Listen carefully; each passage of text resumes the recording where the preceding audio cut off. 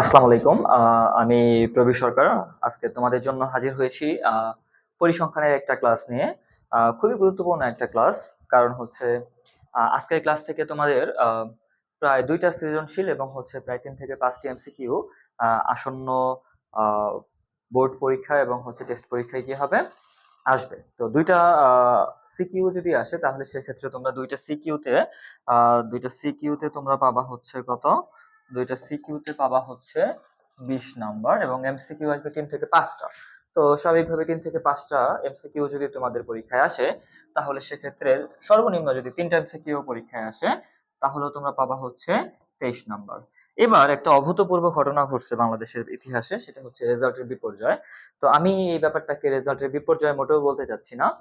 আমি যেটা বলতে চাচ্ছি সেটা হচ্ছে যে এবার পারতপক্ষেই যে রেজাল্ট ছেলেমেয়ে ডিজার্ভ করে, তোমরা যে রেজাল্ট ডিজার্ভ করো সেটাই আসলে পরীক্ষায় আসছে। এবং এই শিক্ষা ব্যবস্থার যে অবনতি, শিক্ষা ব্যবস্থার এই অবনতি, আমি আসলে এটা অবনতি বলবো না। আমরা যখন পড়াশোনা করছি ক্লাস 9-10 এ তখন এরকমই রেজাল্ট হইতো। এর থেকেও কম জিপিএ 5 আসতো বা হচ্ছে পাশের হারও এরকমই ছিল। এটাই স্বাভাবিক আসলে। এতদিন যেটা ছিল সেটা হচ্ছে অতিরঞ্জিত ছিল।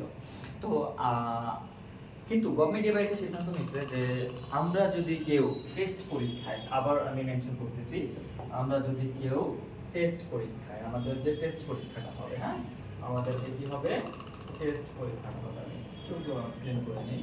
আমাদের যে টেস্ট এক্সামটা হবে, হ্যাঁ, টেস্ট এক্সামটা হবে নভেম্বরের 27 তারিখে। আমাদের টেস্ট এক্সামটা হবে হচ্ছে নভেম্বরের 27, অ্যাপ্রক্সিমেট একটা ডেট। এই টেস্ট পরীক্ষায় তুমি যদি কোনো কারণে ফেল করো, কোনো কারণে ফেল করো, তুমি কিন্তু আর বোর্ড পরীক্ষায় বসতে পারবে না। তো এটা একটা খুবই গুরুত্বপূর্ণ বিষয়, কারণ পোলাপান ফেল করেই, বা তোমরা ফেল করেই মূলত হচ্ছে ম্যাথমেটিক্সে এবং হচ্ছে ইংলিশে। তো সেখানে যে ফেইলের হিড়িক, তুমি তো পরে এসএসসিতে পাস ফেইল জিপিএ 5 এটা অনেক পরের ব্যাপার। তার আগে তোমাকে এসএসসি পরীক্ষায় বসতে হবে। তুমি যদি এসএসসি পরীক্ষায় বসতে চাও তাহলে তোমাকে অবশ্যই ম্যাথমেটিক্সে, ইংলিশ এবং আদার্স যে গ্রুপ সাবজেক্ট আছে তোমাদের, সেই বিষয়গুলোতে উত্তীর্ণ হইতে হবে। তবেই তুমি শুধুমাত্র পাস করতে, মানে এসএসসি পরীক্ষায় বোর্ড এক্সামে বসতে পারবা। তাছাড়া কিন্তু পসিবল না। এবং তোমরা জানো কিনা জানি না, এবার কিন্তু এটা সম্পূর্ণরূপে সরকার নিয়ন্ত্রণ করছে। কোনো স্কুল বা কোনো প্রতিষ্ঠান চাইলেই কিন্তু তোমাকে আর পরীক্ষায় বসাইতে পারবে না। সো তোমাকে ফেল করার কোনো সুযোগ আসলে নাই। আর একটা চ্যাপ্টার পরেই তুমি যদি নিশ্চিতভাবে, আমি আবার বলছি, তুমি যদি নিশ্চিতভাবে 2টা সৃজনশীল, আমি আবার বলতেছি 2টা সৃজনশীল নিশ্চিত, 100% নিশ্চিত, তুমি যদি 2টা সৃজনশীল অ্যান্সার করতে পারো তাহলে 2টা সৃজনশীলে তুমি পাবা হচ্ছে 20। আমি আবার মেনশন করতেছি, 2টা সৃজনশীলে তুমি পাবা ন্যূনতম 20। এবং হচ্ছে তোমার ন্যূনতম যদি 3টা এমসিকিউ আসে, 3 থেকে 5টা এমসিকিউ মূলত এই চ্যাপ্টার থেকে আসে, তাহলে সেক্ষেত্রে তুমি আরো পাবা হচ্ছে কত 3। তাহলে 23 নাম্বার যদি তুমি একটা চ্যাপ্টার করে কভার করতে পারো তাহলে তোমার ফেল করার কোনো প্রশ্নই আসে না। তো আজকে আমাদের ক্লাসটা সেভাবেই সাজানো। আজকের ক্লাসটা আমরা যদিও ওয়ান শট বলতেছি, আসলে ওয়ান শট না, খুবই গুরুত্বপূর্ণ কিছু টপিকস নিয়ে আলোচনা করব। সব কিছুই কভার হবে এই ক্লাস থেকে। মোটামুটি তুমি 20 প্লাস নাম্বার, আমি আবার বলছি 20 প্লাস নাম্বার কভার করতে পারবা, 20 প্লাস নাম্বার কভার করতে পারবা। এবং 100% যদি একটা ক্লাস করে আসলে 20 নাম্বারের উপরে তোলা যায়, তবে তোমরা কেন ক্লাসটা করবা না? আমি আশা করি তোমরা সকলেই ক্লাসটা করবা এবং হচ্ছে তোমার বন্ধুদেরও কি করবা, শেয়ার করবা। কারণ পরিসংখ্যানের উপর ফ্রি ক্লাস আসলে ওরকম ভাবে আমি দেখলাম যে ইউটিউবে ওরকম ভাবে নাই। আর পরিসংখ্যান আমরা খুব হালকা ভাবে দেখি, প্রশ্ন একটু প্যাচার করলেই আমাদের হচ্ছে তখন ঝামেলা হয়ে যায়। আর প্রত্যেকটি স্টুডেন্টের ক্যাপাবিলিটিও সেম না, তাই আমরা আজকে পরিসংখ্যানের যতগুলো টাইপ আছে প্রত্যেকটা টাইপ একটা এক্সাম্পলের মাধ্যমে দেখব। খুব ছোট একটা ওয়ান শট ক্লাস হবে এবং এই ক্লাসটা মনোযোগ সহকারে যদি তুমি দেখো তাহলে অবশ্যই তুমি একটা ক্লাস করেই তুমি কি করতে পারবা, এই 20 নাম্বারের বেশি তুলতে পারবা। মিনিমাম 20 তুমি পাবা এমসিকিউ এবং সিকিউ মিলায়। ওকে, তাহলে আমরা ক্লাসে ফিরি। ক্লাসে ফেরার আগে আমি আবার বলি, আমি হচ্ছে প্রবীর সরকার। কর্মরত আছি অ্যাসিস্ট্যান্ট টিচার হিসেবে, ম্যাথমেটিক্সে। এবং হচ্ছে আমি, আমার কোনো অনলাইন ব্যাচ নাই। আমি আবার বলি, আমার কোনো অনলাইন ব্যাচ নাই। আমি যা পড়াচ্ছি তা টোটালি ফ্রি। আমি শুধুমাত্র অফলাইনে পড়াই, অনলাইনে আমার কোনো ব্যাচ নাই। ওকে, তোমরা যা কন্টেন্ট পাবা সম্পূর্ণ ফ্রিতে পাবা, ঠিক আছে? আমরা ক্লাসটা শুরু করতে পারি। আমরা দেখি সামনের দিকে আগাই। সামনের দিকে যদি আমরা আগাই তাহলে হচ্ছে আমাদের হচ্ছে একটু সামনের দিকে যদি আগাই তাহলে দেখি আমাদের চ্যাপ্টারটা কি আছে। আমাদের চ্যাপ্টারটার নাম হচ্ছে পরিসংখ্যান। আমাদের চ্যাপ্টারটার নাম কি? পরিসংখ্যান। আমরা পড়ব কি মূলত? পরিসংখ্যান। আমরা পড়ব মূলত কি? পরিসংখ্যান। আমরা যদি পরিসংখ্যান পড়তে চাই তাহলে আগে পরিসংখ্যান কাকে বলে সেটা আমাদের বুঝতে হবে। পরিসংখ্যান আসলে কি? পরিসংখ্যান মূলত যে বিষয় সেটা হচ্ছে পরিসংখ্যান মূলত কি সেটা আমরা যদি বুঝতে চাই তাহলে পরিসংখ্যানের সংজ্ঞাটা আমাদের জানতে হবে। পরিসংখ্যানের সংজ্ঞা হচ্ছে আমরা যদি কোনো ঘটনা থেকে, আমি আবার বলি কোনো একটা কি থেকে? ঘটনা থেকে। আমরা যদি কোনো একটা ঘটনা থেকে, আমরা যদি কোনো একটা ঘটনা থেকে কি করি? আমরা যদি কোনো একটা ঘটনা থেকে কি করি? তথ্য নিই। কি করি? আমরা যদি একটা কোনো ঘটনা থেকে আমরা যদি কি নেই? তথ্য নিই। আমরা যদি কোনো একটা ঘটনা থেকে তথ্য নিই, দেন সেই তথ্যটাকে যদি আমরা কি করব? প্রথমে সংগ্রহ করব। কি করব? প্রথমে আমরা কি করব? সংগ্রহ করব। ঠিক আছে? প্রথমে আমরা সংগ্রহ করব। ওকে, তো প্রথমে যদি আমরা সংগ্রহ করি, প্রথমে আমরা কি করব? সংগ্রহ করব। ঠিক আছে? তো যদি আমরা সংগ্রহ করি তাহলে প্রথম কাজ হচ্ছে 1 নম্বরে যেটা থাকবে সেটা হচ্ছে সংগ্রহ করব। কি সংগ্রহ করব? তথ্য সংগ্রহ করব। সংগ্রহ করার পর সেটাকে আমরা কি করব? উপস্থাপন করব। কি করব? সংগ্রহ করার পর আমরা সেটাকে কি করব? উপস্থাপন করব। সংগ্রহ করব, তারপর হচ্ছে উপস্থাপন করব। উপস্থাপন করার পর আমরা তাকে কি করব? বিশ্লেষণ করব। কি করব? উপস্থাপন করার পর আমরা তাকে কি করব? বিশ্লেষণ করব। বিশ্লেষণ করার পর আমরা আমাদের কাঙ্ক্ষিত সিদ্ধান্তে উপনীত হব। কি করব? কাঙ্ক্ষিত সিদ্ধান্তে পৌঁছাবো। কি করব? কাঙ্ক্ষিত সিদ্ধান্তে উপনীত হব। কাঙ্ক্ষিত সিদ্ধান্তে উপনীত হব। ওকে, তাহলে হচ্ছে পরিসংখ্যান কাকে বলে? পরিসংখ্যান হচ্ছে আমরা যদি কোনো একটা ঘটনা থেকে কি করি? তথ্যকে সংগ্রহ করি। তথ্য সংগ্রহের পর সেটাকে যদি আমরা উপস্থাপন করি, তথ্য সংগ্রহ এবং উপস্থাপনের পর সেটাকে বিশ্লেষণ করে আমরা যদি আমাদের কি করি? কাঙ্ক্ষিত সিদ্ধান্তে পৌঁছাতে পারি, তখন আমরা এই যে পুরো প্রক্রিয়া, এই পুরো প্রক্রিয়াটাকে বলবো হচ্ছে কি? পরিসংখ্যান। এই পুরো প্রক্রিয়াটাকে বলবো হচ্ছে আমরা পরিসংখ্যান। পরিসংখ্যান মূলত এভাবেই কাজ করে। পরিসংখ্যান কি করে? এভাবেই কাজ করে। পরিসংখ্যান এভাবেই কাজ করে। পরিসংখ্যান মূলত এভাবেই কাজ করে। এখন আসো আমরা একটু দেখি তথ্য নিয়ে একটু আলোচনা করি। আমরা এখন একটু তথ্য নিয়ে আলোচনা করব। তথ্য আসলে কি? তথ্য কোন একটা ঘটনায় আসলে কি থাকে? দুই প্রকারের তথ্য থাকে। কোন একটা ঘটনায় দুই প্রকারের তথ্য থাকে। কেমন কেমন তথ্য থাকতে পারে আমরা একটু দেখি। ধরো হচ্ছে মনে করো যে আমি কি করব? ধরো হচ্ছে আমি কি করব? বিয়ে করব। ধরো হচ্ছে আমি কি করব? বিয়ে করব। সাপোজ তো বিয়ে একটা ভালো জিনিস, আমি একটা গ্রিন কালারের কালি নিলাম। তো আমি কি করব? বিয়ে করব। হ্যাঁ, বিয়ে করব। তো এখন আমি যদি বিয়ে করতে চাই তাহলে বিয়ে করতে গেলে আমাকে অবশ্যই কি করতে হবে? আমাকে শপিং করতে হবে। তো আমি যদি শপিং করতে যাই, আমি যদি আবার বলি, আমি যদি কি করতে যাই? শপিং করতে যাই। আমি যদি কি করতে যাই? শপিং করতে যাই, তাহলে হচ্ছে দেখো কি হয়। শপিং করব কার জন্য? শপিং করব অবশ্যই আমার উডবির জন্য বা আমার মিসেসের জন্য, তাই না? উডবি মিসেসের জন্য। ধরো আমার উডবি মিসেসের জন্য যদি আমি শপিং করতে যাই তাহলে হচ্ছে শপিং করতে গেলে তো টাকা খরচ হবে, লাল কালি নিয়ে নিই, তো ভালো জিনিস না আসলে। তা সে মনে করো যে প্রথমে কি কিনলো? শাড়ি কিনলো। কি কিনলো? শাড়ি। তারপর সে কি কিনলো? সে কিনলো হচ্ছে 3 পিস। কি কিনলো? 3 পিস। সে কি কিনলো? শাড়ি, 3 পিস। এখন শাড়ি এবং 3 পিস যদি কিনে তাহলে সে শাড়ি কিনলো হচ্ছে লাল কালারের। কি কালারের কিনলো? লাল। বিয়ে শাড়ি স্বাভাবিকভাবে সে লাল কালারের শাড়ি কিনবে। সে লাল রঙের 3টি শাড়ি কিনলো। কয়টি? 3টি শাড়ি। জাস্ট ফর এক্সাম্পল, লাল রঙের কি 3টি শাড়ি সে হচ্ছে কিনলো। লাল রঙের কয়টা? 3টা শাড়ি সে কিনলো। এবং সে 3 পিস কিনলো। কি কিনলো? 3 পিস কিনলো। সে 3 পিস কিনলো হচ্ছে দুইটা কি রঙের 3 পিস কিনলো? সবুজ রঙের 3 পিস কিনলো। দুইটা কি কিনলো? সবুজ রঙের 3 পিস কিনলো। সবুজ রঙের কি কিনলো? সবুজ রঙের 3 পিস কিনলো। এখন সে যদি কিনে, তাহলে এটা একটা কি ঘটনার বিশ্লেষণ করলাম। কিসের ঘটনা? এটা একটা শপিং এর ঘটনা। কিসের ঘটনা? একটা শপিং এর ঘটনা। তাহলে এটা হচ্ছে একটা শপিং এর ঘটনা। তাহলে এটা মূলত একটা কি ঘটনা। তাহলে এই ঘটনায় দেখো কি আছে, এই ঘটনায় তথ্য আছে। কি পরিমাণে তথ্য আছে বা কি ধরনের তথ্য আছে আমরা যদি একটু বিশ্লেষণ করি। সে লাল রঙের শাড়ি কিনছে। সে লাল রঙের কি করছে? শাড়ি কিনছে। কয়টা কিনছে? 3টা কিনছে। লাল রঙের শাড়ি কিনছে কয়টা? 3টা। তাহলে এই যে যে ঘটনাটা, সে আবার কি করছে? সবুজ রঙের 3 পিস কিনছে। কয়টা কিনছে? 2টা কিনছে। এখানে দেখো দুই ধরনের তথ্য আছে। সে শাড়ি কিনছে, শাড়ির রং হচ্ছে কি লাল। লাল কি? এই লালটা শাড়ির হচ্ছে গুণ। লালটা হচ্ছে কি শাড়ির গুণ। এবং যে 3টা শাড়ি কিনছে এটা হচ্ছে তার হচ্ছে কি সংখ্যা। তার মানে কোন একটা ঘটনায় যে তথ্যসমূহ থাকে, আমরা যদি চাই তাকে মোট কয়টা ভাগে? তাকে মোট আমরা 3টা ভাগে বিভক্ত করতে, 2টা ভাগে বিভক্ত করতে পারি। কয়টা ভাগে? 2টা ভাগে বিভক্ত করতে পারি। কাকে? তথ্যকে আমরা কয়টা ভাগে বিভক্ত করতে পারি? 2টা ভাগে বিভক্ত করতে পারি।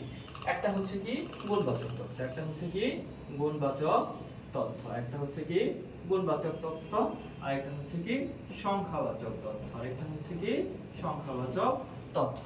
তাহলে কোনো ঘটনায় কি থাকে? তথ্য থাকে। যেই তথ্য নিয়ে আমরা একটু আগে বলছিলাম পরিসংখ্যান কাজ করে। তাহলে সেই তথ্য আবার দুই প্রকার, একটা গুণবাচক তথ্য, একটা হচ্ছে কি সংখ্যাবাচক তথ্য। এখন পরিসংখ্যান কিন্তু আবার গুণবাচক তথ্য নিয়ে কাজ করে না। সে শুধুমাত্র কাজ করে হচ্ছে সংখ্যাবাচক তথ্য নিয়ে। সে শুধুমাত্র কাজ করে সংখ্যাবাচক তথ্য নিয়ে। আমি আবার বলি, সে শুধুমাত্র কাজ করে কি নিয়ে? সংখ্যাবাচক তথ্য নিয়ে। হ্যাঁ, সে শুধুমাত্র কাজ করে হচ্ছে সংখ্যাবাচক তথ্য নিয়ে। আবারটা ঠিক যাচ্ছে না। সে কাজ করে হচ্ছে মূলত, সে কাজ করে মূলত হচ্ছে, সে কাজ করে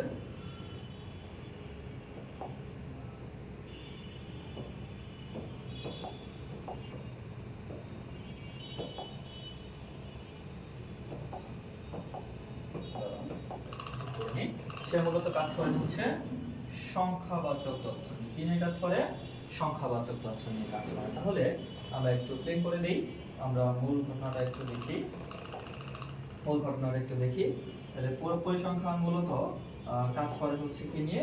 পরিসংখ্যান মূলত কাজ করে হচ্ছে এই তথ্যকে যদি আমরা একটু বিশ্লেষণ করি, তথ্য কয় প্রকার?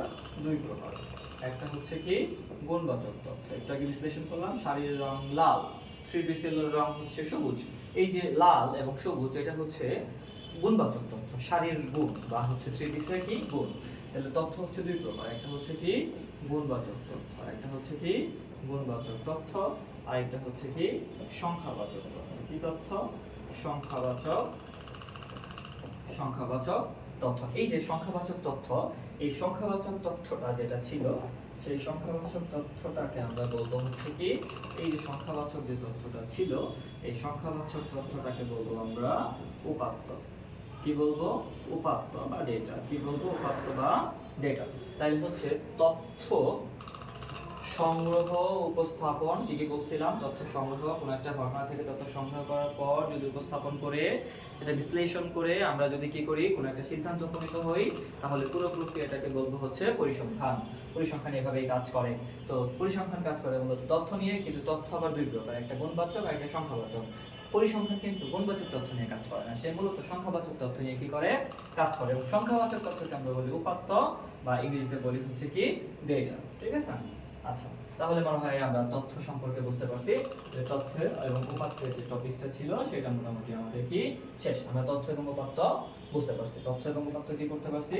বুঝতে পারছি। তাহলে তথ্য এবং উপাত্ত যদি বুঝতে পারি, তথ্য এবং উপাত্ত, আরেকটা কথা বলতে ভুলে গেছি। এই যে উপাত্ত যেটা বললাম আমরা, উপাত্ত, এটা এমসিকিউতে আসতে পারে। উপাত্ত, হ্যাঁ, এটা এমসিকিউর জন্য খুবই গুরুত্বপূর্ণ।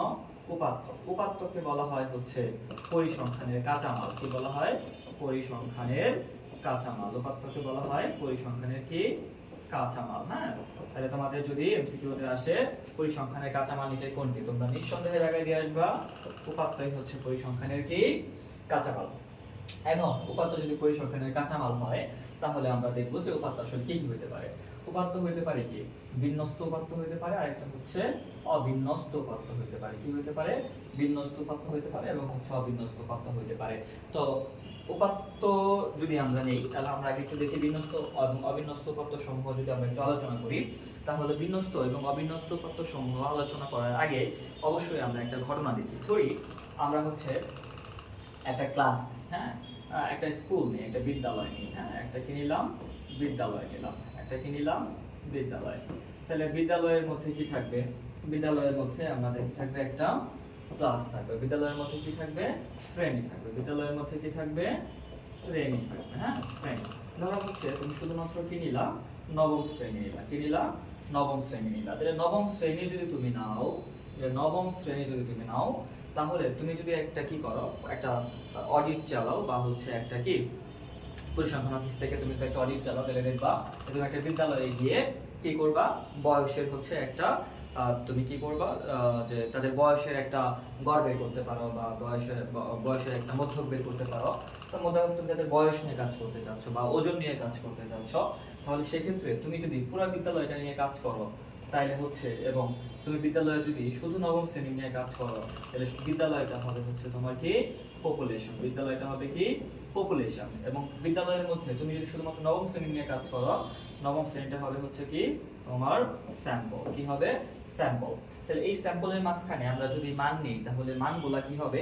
খুবই কাছাকাছি প্রকৃতির কিছু মান হবে, হ্যাঁ, খুবই কাছাকাছি প্রকৃতির মান হবে, খুবই এলোমেলো মান হবে না। যেমন তুমি 6 থেকে 10 পর্যন্ত প্রত্যেকটা ক্লাসে নিতা, তাহলে একজনের যদি বয়সের কথা চিন্তা করতে, একজনের বয়স হতো 10, একজনের বয়স হতো 16, খুবই একটা ভিন্ন ডিফারেন্সের একটা বয়সের ব্যাপার আসতো। ওজনের হিসাব করলে দেখতে একজনের ওজন আসতো হচ্ছে 30, 10 একজন আছে একটু স্বাস্থ্য মাস্ত ভালো, তার বয়স চলে আসছে কত? 80। এই ধরনের একটা এরর তোমার আসতো তুমি পপুলেশন নিয়ে কাজ করতে গেলে। তো আমরা মূলত স্যাম্পল নিয়ে কাজ করব। স্যাম্পল নিয়ে কাজ করার ক্ষেত্রে আমরা একটু দেখি স্যাম্পলটা কেমন হয়। ধরো তুমি হচ্ছে কি করলা? নবম শ্রেণীর কি করলা? নবম শ্রেণীর 10 জন ছাত্রের কি করলা? 10 জন ছাত্রের বয়স তুমি নিলা। কি করলা? নবম শ্রেণীর 10 জন ছাত্রের তুমি বয়স নিলা। তাহলে নবম শ্রেণীর 10 জন ছাত্রের বয়স তুমি যদি নিতে চাও, তাহলে ব্যাপারটা কেমন হয়? নবম শ্রেণীর 10 জন ছাত্রের বয়স কেমন হতে পারে? ধরো একজন খুব ছোট বয়সে নবম শ্রেণীতে চলে গেছে, তাহলে তার বয়স মনে করো হচ্ছে তোমার কত? 13। তার বয়স কত?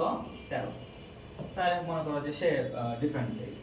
তারপরে বাকি জনের বয়স হচ্ছে 15, পরের জনের 15-র পরে মনে করো আরেকজনের বয়স হচ্ছে কত? 16, আরেকজনের বয়স হচ্ছে 15, আরেকজনের বয়স হচ্ছে 14, আরেকজনের বয়স হচ্ছে কত? 15। তাহলে কয়জন দিলাম? 6 জন দিলাম, ঠিক আছে। ধাম করে গিয়ে আমরা পাইলাম যে আরেকটার বয়স হচ্ছে কত? 12। আরেকটার বয়স কত? 12। আরেকটার বয়স আরেকজন কি খুবই লেট করছে, তার বয়স হয়ে গেছে কত? 18। সে পড়াশোনা খুব দেরিতে শুরু করছে, তাই না? তাহলে আবার আরেকজনের 15, আরেকজনের হচ্ছে কত? 16, আরেকজনের কত? 16। তাহলে এই যে দেখো যে আমরা কিন্তু যা বিশ্লেষণ করলাম পুরোটাই হচ্ছে একটা ঘটনা, কিন্তু ঘটনার মাঝখানে আমরা শুধুমাত্র উপাত্ত সমূহ নিয়েছি। কি করছি? শুধুমাত্র উপাত্ত সমূহ নিয়েছি। এই যে উপাত্ত সমূহ নিলাম, এই যে উপাত্ত সমূহ যে আমরা নিছি, এই উপাত্ত সমূহকে আমরা যে কমা দিয়ে প্রকাশ করছি, এই উপাত্ত সমূহ কিন্তু আমরা সাজাইনি। কি করি নাই? সাজাইনি। কিভাবে সাজায়? উপাত্ত সমূহ বা সংখ্যা সমূহ সাজায় দুই ভাবে। একটা হচ্ছে ঊর্ধ্বক্রম অনুসারে। কি চলে? মানের ঊর্ধ্বক্রম। কি? মানের ঊর্ধ্বক্রম অনুসারে, হ্যাঁ। আরেকটা হচ্ছে মানের ঊর্ধ্বক্রম, আরেকটা হচ্ছে কি? মানের অধক্রম অনুসারে সাজাতে হয়। আরেকটা কি? মানের অধক্রম অনুসারে সাজাতে হয়। তো মানের ঊর্ধ্বক্রম মানে কি? মানের ঊর্ধ্বক্রম মানে হচ্ছে ছোট থেকে বড়। কি? ছোট থেকে বড় আকারে সাজাতে হয়। আর মানের অধক্রম মানে হচ্ছে কি? বড় থেকে হচ্ছে ছোট, বড় থেকে কি? ছোট আকারে সাজাতে হয়। কিন্তু আমরা এটা কোথাও ছোট থেকে বড় বা বড় আকারে সাজাইনি। 13, 13-র পরে কত আছে? 15, ছোট থেকে বড়। 15-এর পর 16 আছে, কিন্তু তারপরে আবার 15 আছে। তাহলে এটা আমরা কি কোনোভাবেই সাজাইনি। তাহলে এখন যদি আমরা মানের ঊর্ধ্বক্রম অনুসারে সাজাইতাম বা ছোট থেকে বড় আকারে সাজাইতাম, তাহলে ব্যাপারটা কেমন হইতো? দেখো, মানের ছোট থেকে বড় আকারে যদি সাজাইতাম, তাহলে হচ্ছে ছোট থেকে বড় যদি সাজাই বা ঊর্ধ্বক্রম অনুসারে যদি সাজাই, কি সাজাই? ঊর্ধ্বক্রম অনুসারে। ঊর্ধ্বক্রমে সাজালে, ঊর্ধ্বক্রমে সাজাই, হ্যাঁ, ঊর্ধ্বক্রমে সাজাই। ঊর্ধ্বক্রমে সাজাইলে কত আসে? ঊর্ধ্বক্রমে সাজাইলে আমাদের সংখ্যাগুলো আসে কত? দেখো, সব থেকে ছোট কত? সব থেকে ছোট হচ্ছে 12। সব থেকে ছোট কত? 12। এবং 12 কয়বার আছে? 12 একবারই আছে।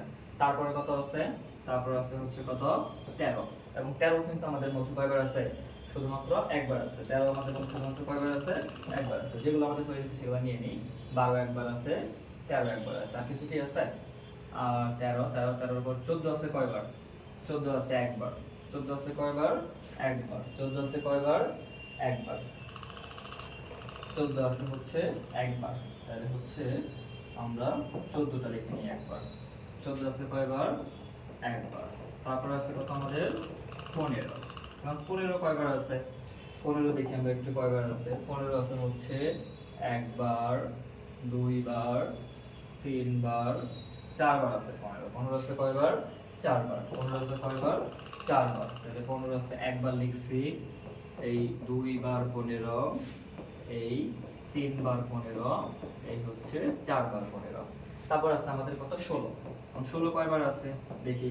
16 আছে কয়বার?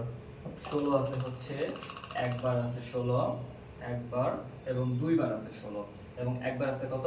18। দুইবার আছে 16 এবং একবার আছে কত?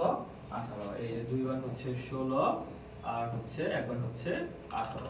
তাহলে আমাদের মোট সংখ্যা কয়টা হইল? 1 2 3 4 5 5 5 10। এটা মানে হচ্ছে ঊর্ধ্বক্রমে সাজাই। এখন আমরা যদি চাই মানের অধক্রমেও সাজাইতে পারি। অধক্রমে যদি আমরা সাজাই, কি সাজাবো? অধক্রমে, অধক্রমে সাজাই। অধক্রমে কি সাজাই? অধক্রমে সাজাইলে জাস্ট কি বিপরীত ক্রমে আসবে, তাই না? তার মানে কত আসবে? 18, 18 পর আসবে 16, দুইবার 15 আসবে কয়বার? চারবার।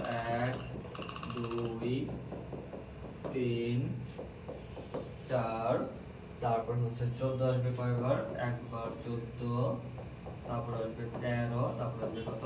12। 1 2 3 4 5 6 7 8 9 10। তাহলে দেখো আমরা কি করছি? মানের ঊর্ধ্বক্রমে এবং অধক্রমে সাজাইছি। সাজাইলে এই যে উপাত্ত সমূহ ছিল এরা সাজানো ছিল না। কি ছিল না? সাজানো ছিল না। যে উপাত্ত সমূহ মানে ঊর্ধ্বক্রমে বা অধক্রমে সাজানো থাকবে না তাদেরকে বলবো হচ্ছে আমরা অবিন্যস্ত উপাত্ত। কি বলবো? অবিন্যস্ত। অবিন্যস্ত, ভুল লিখছি, একটু ঠিক করে দিচ্ছি। কি আসবে? অবিন্যস্ত। অবিন্যস্ত উপাত্ত। কি আসবে? অবিন্যস্ত। অবিন্যস্ত উপাত্ত। অবিন্যস্ত কি আসবে? উপাত্ত। আর এখানে দেখো দুইটাই আমরা সাজাইছি, তাহলে এই দুইটাকে আমরা বলবো কি বলতো? এই দুইটাকে বলবো হচ্ছে আমরা বিন্যস্ত উপাত্ত। কি বলবো? বিন্যস্ত উপাত্ত। মানে কোন উপাত্ত সমূহ যদি আমি মানে ঊর্ধ্বক্রম বা অধক্রমে সাজাই তখন তাদেরকে বলবো হচ্ছে আমরা কি? বিন্যস্ত উপাত্ত।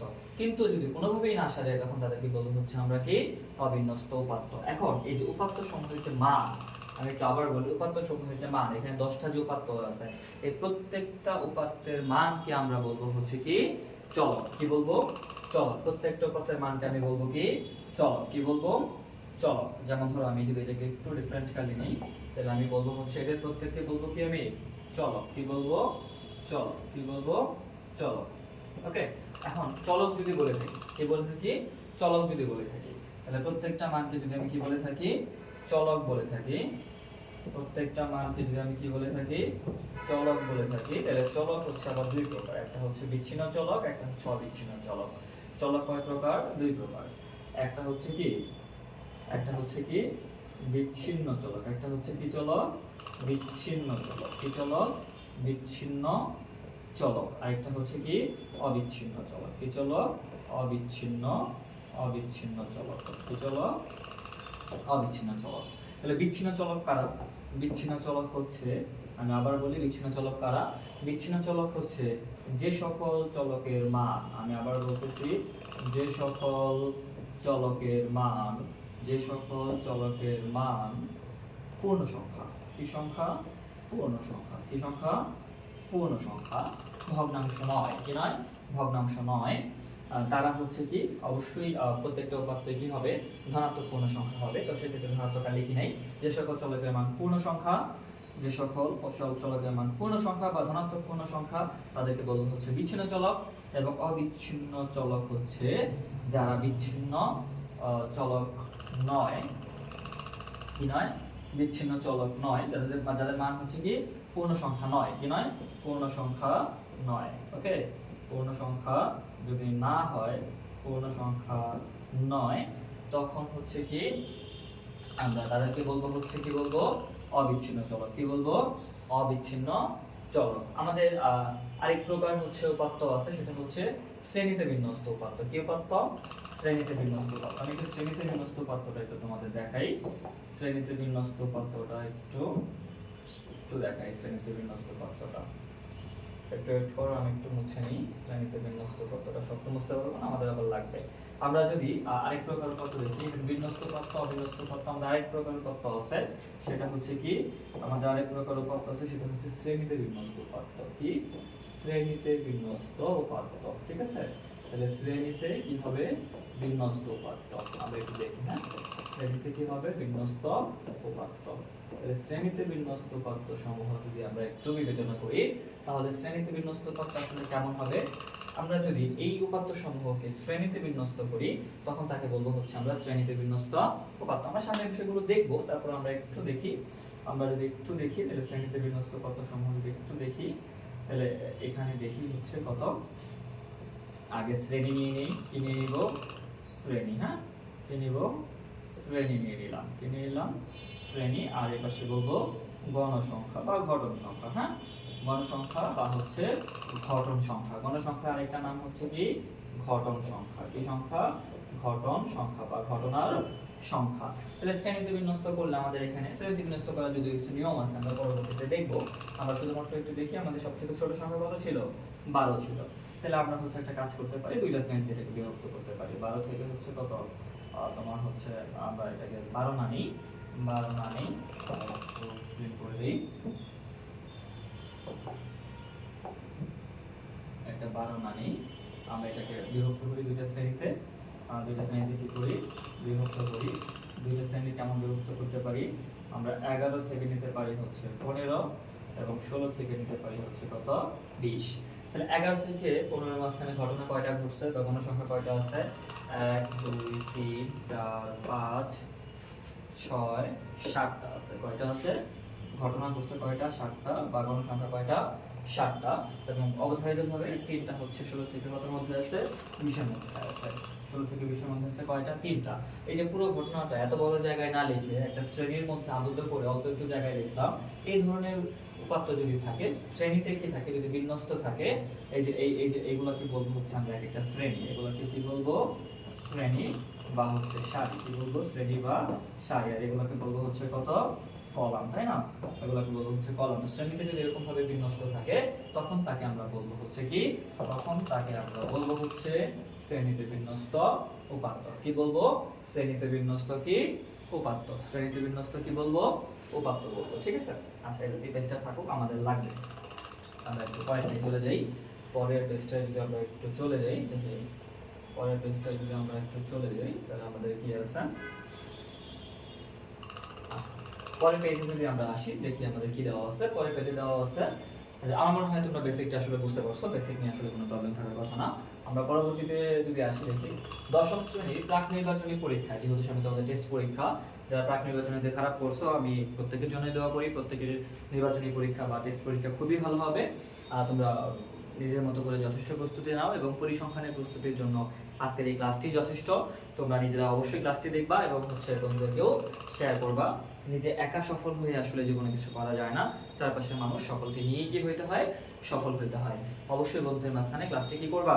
শেয়ার করবা। দেখো আমাদের এখানে একটা ঘটনা দেওয়া আছে। দশম শ্রেণীর প্রাক নির্বাচনী পরীক্ষায় গণিত বিষয়ে 40 জনের প্রাপ্ত নম্বর দেওয়া আছে। কত দেওয়া আছে? 40 জনের প্রাপ্ত নম্বর দেওয়া আছে। তাহলে এখন তোমাকে প্রথম প্রশ্ন করছে, কি করছে?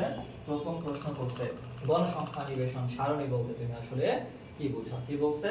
গণসংখ্যা নিবেশন সারণী বলতে কি কি বুঝো? আচ্ছা আমি প্রিন্ট করে দিচ্ছি, পরবর্তীতে নিয়ে নিবা। গণসংখ্যা নিবেশন সারণী বলতে কি কি কি বোঝায়? দেখো আমি সুন্দর করে রাখছি, তোমরা গাইডে বা বইতে সব জায়গায় সংখ্যাটা পেয়ে যাবা। তারপর যারা একটু অলস প্রকৃতি, যে না ক্লাস করতেছি, ক্লাস থেকেই আমরা সবকিছু শেষ করবো, তারা এটা নোট করে নিতে পারো এখনই। কি বলছে? প্রদত্ত উপাত্ত সমূহকে, কোন প্রদত্ত উপাত্ত? এই যে আমাদের ডাটায় যে উপাত্ত সমূহ দেওয়া আছে, এই প্রদত্ত উপাত্ত সমূহকে নির্দিষ্ট শ্রেণী ব্যবধান, আবার বলতেছে কি নির্দিষ্ট শ্রেণী ব্যবধান ও শ্রেণী সংখ্যা নির্ধারণের মাধ্যমে, মানে তুমি যে শ্রেণীতে সাজাবা সেটা একটা নিয়ম মেনে সাজাতে হবে অবশ্যই। তো সেটাই বলছে যে অবশ্যই প্রদত্ত উপাত্ত সমূহকে নির্দিষ্ট শ্রেণী ব্যবধান, কিসে? নির্দিষ্ট শ্রেণী ব্যবধান। শ্রেণী ব্যবধানটা তোমাকে আগে কি করতে হবে?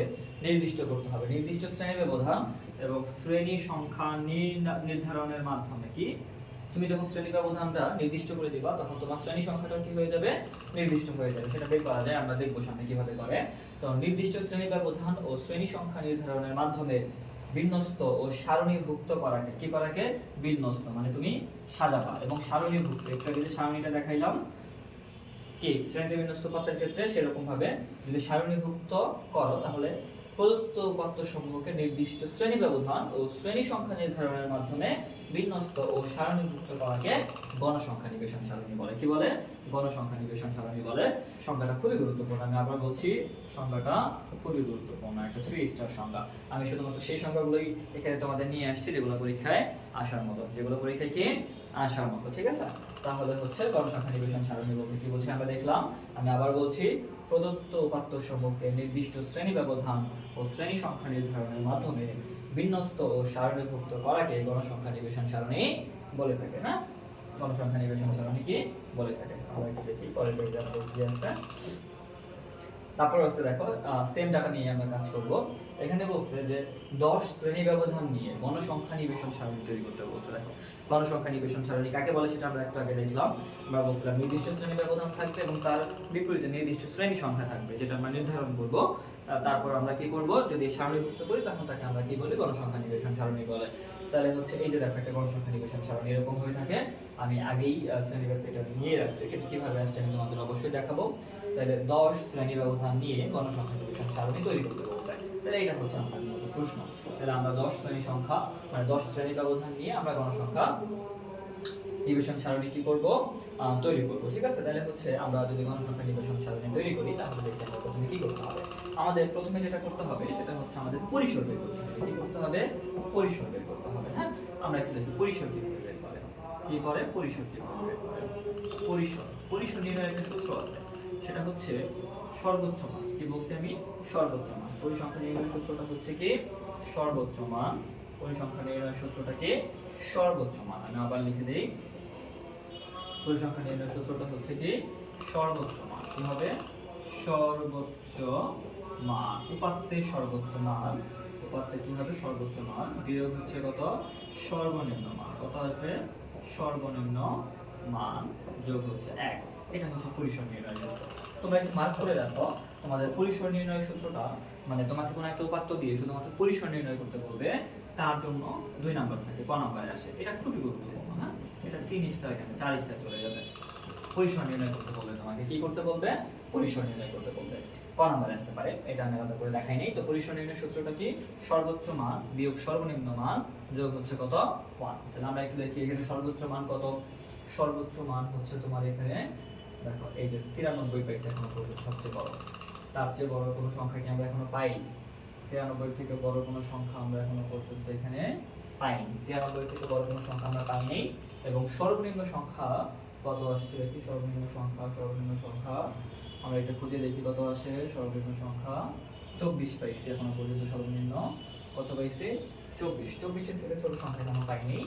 আমরা আবার একটু দেখি 60, 62, 51, 70।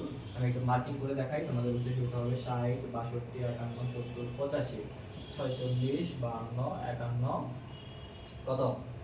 26। এখানে হচ্ছে 24ই সর্বনিম্ন। 24-এর থেকে ছোট আর কিছু কিন্তু নাই। 24-এর থেকে ছোট যদি কিছু না থাকে তাহলে সূত্রে যদি আমরা মানটা বসাই পরিসরের, তাহলে পরিসর কত আসবে আমাদের? দেখো তো, পরিসর আসবে হচ্ছে সর্বোচ্চ মান কত আসছে আমাদের?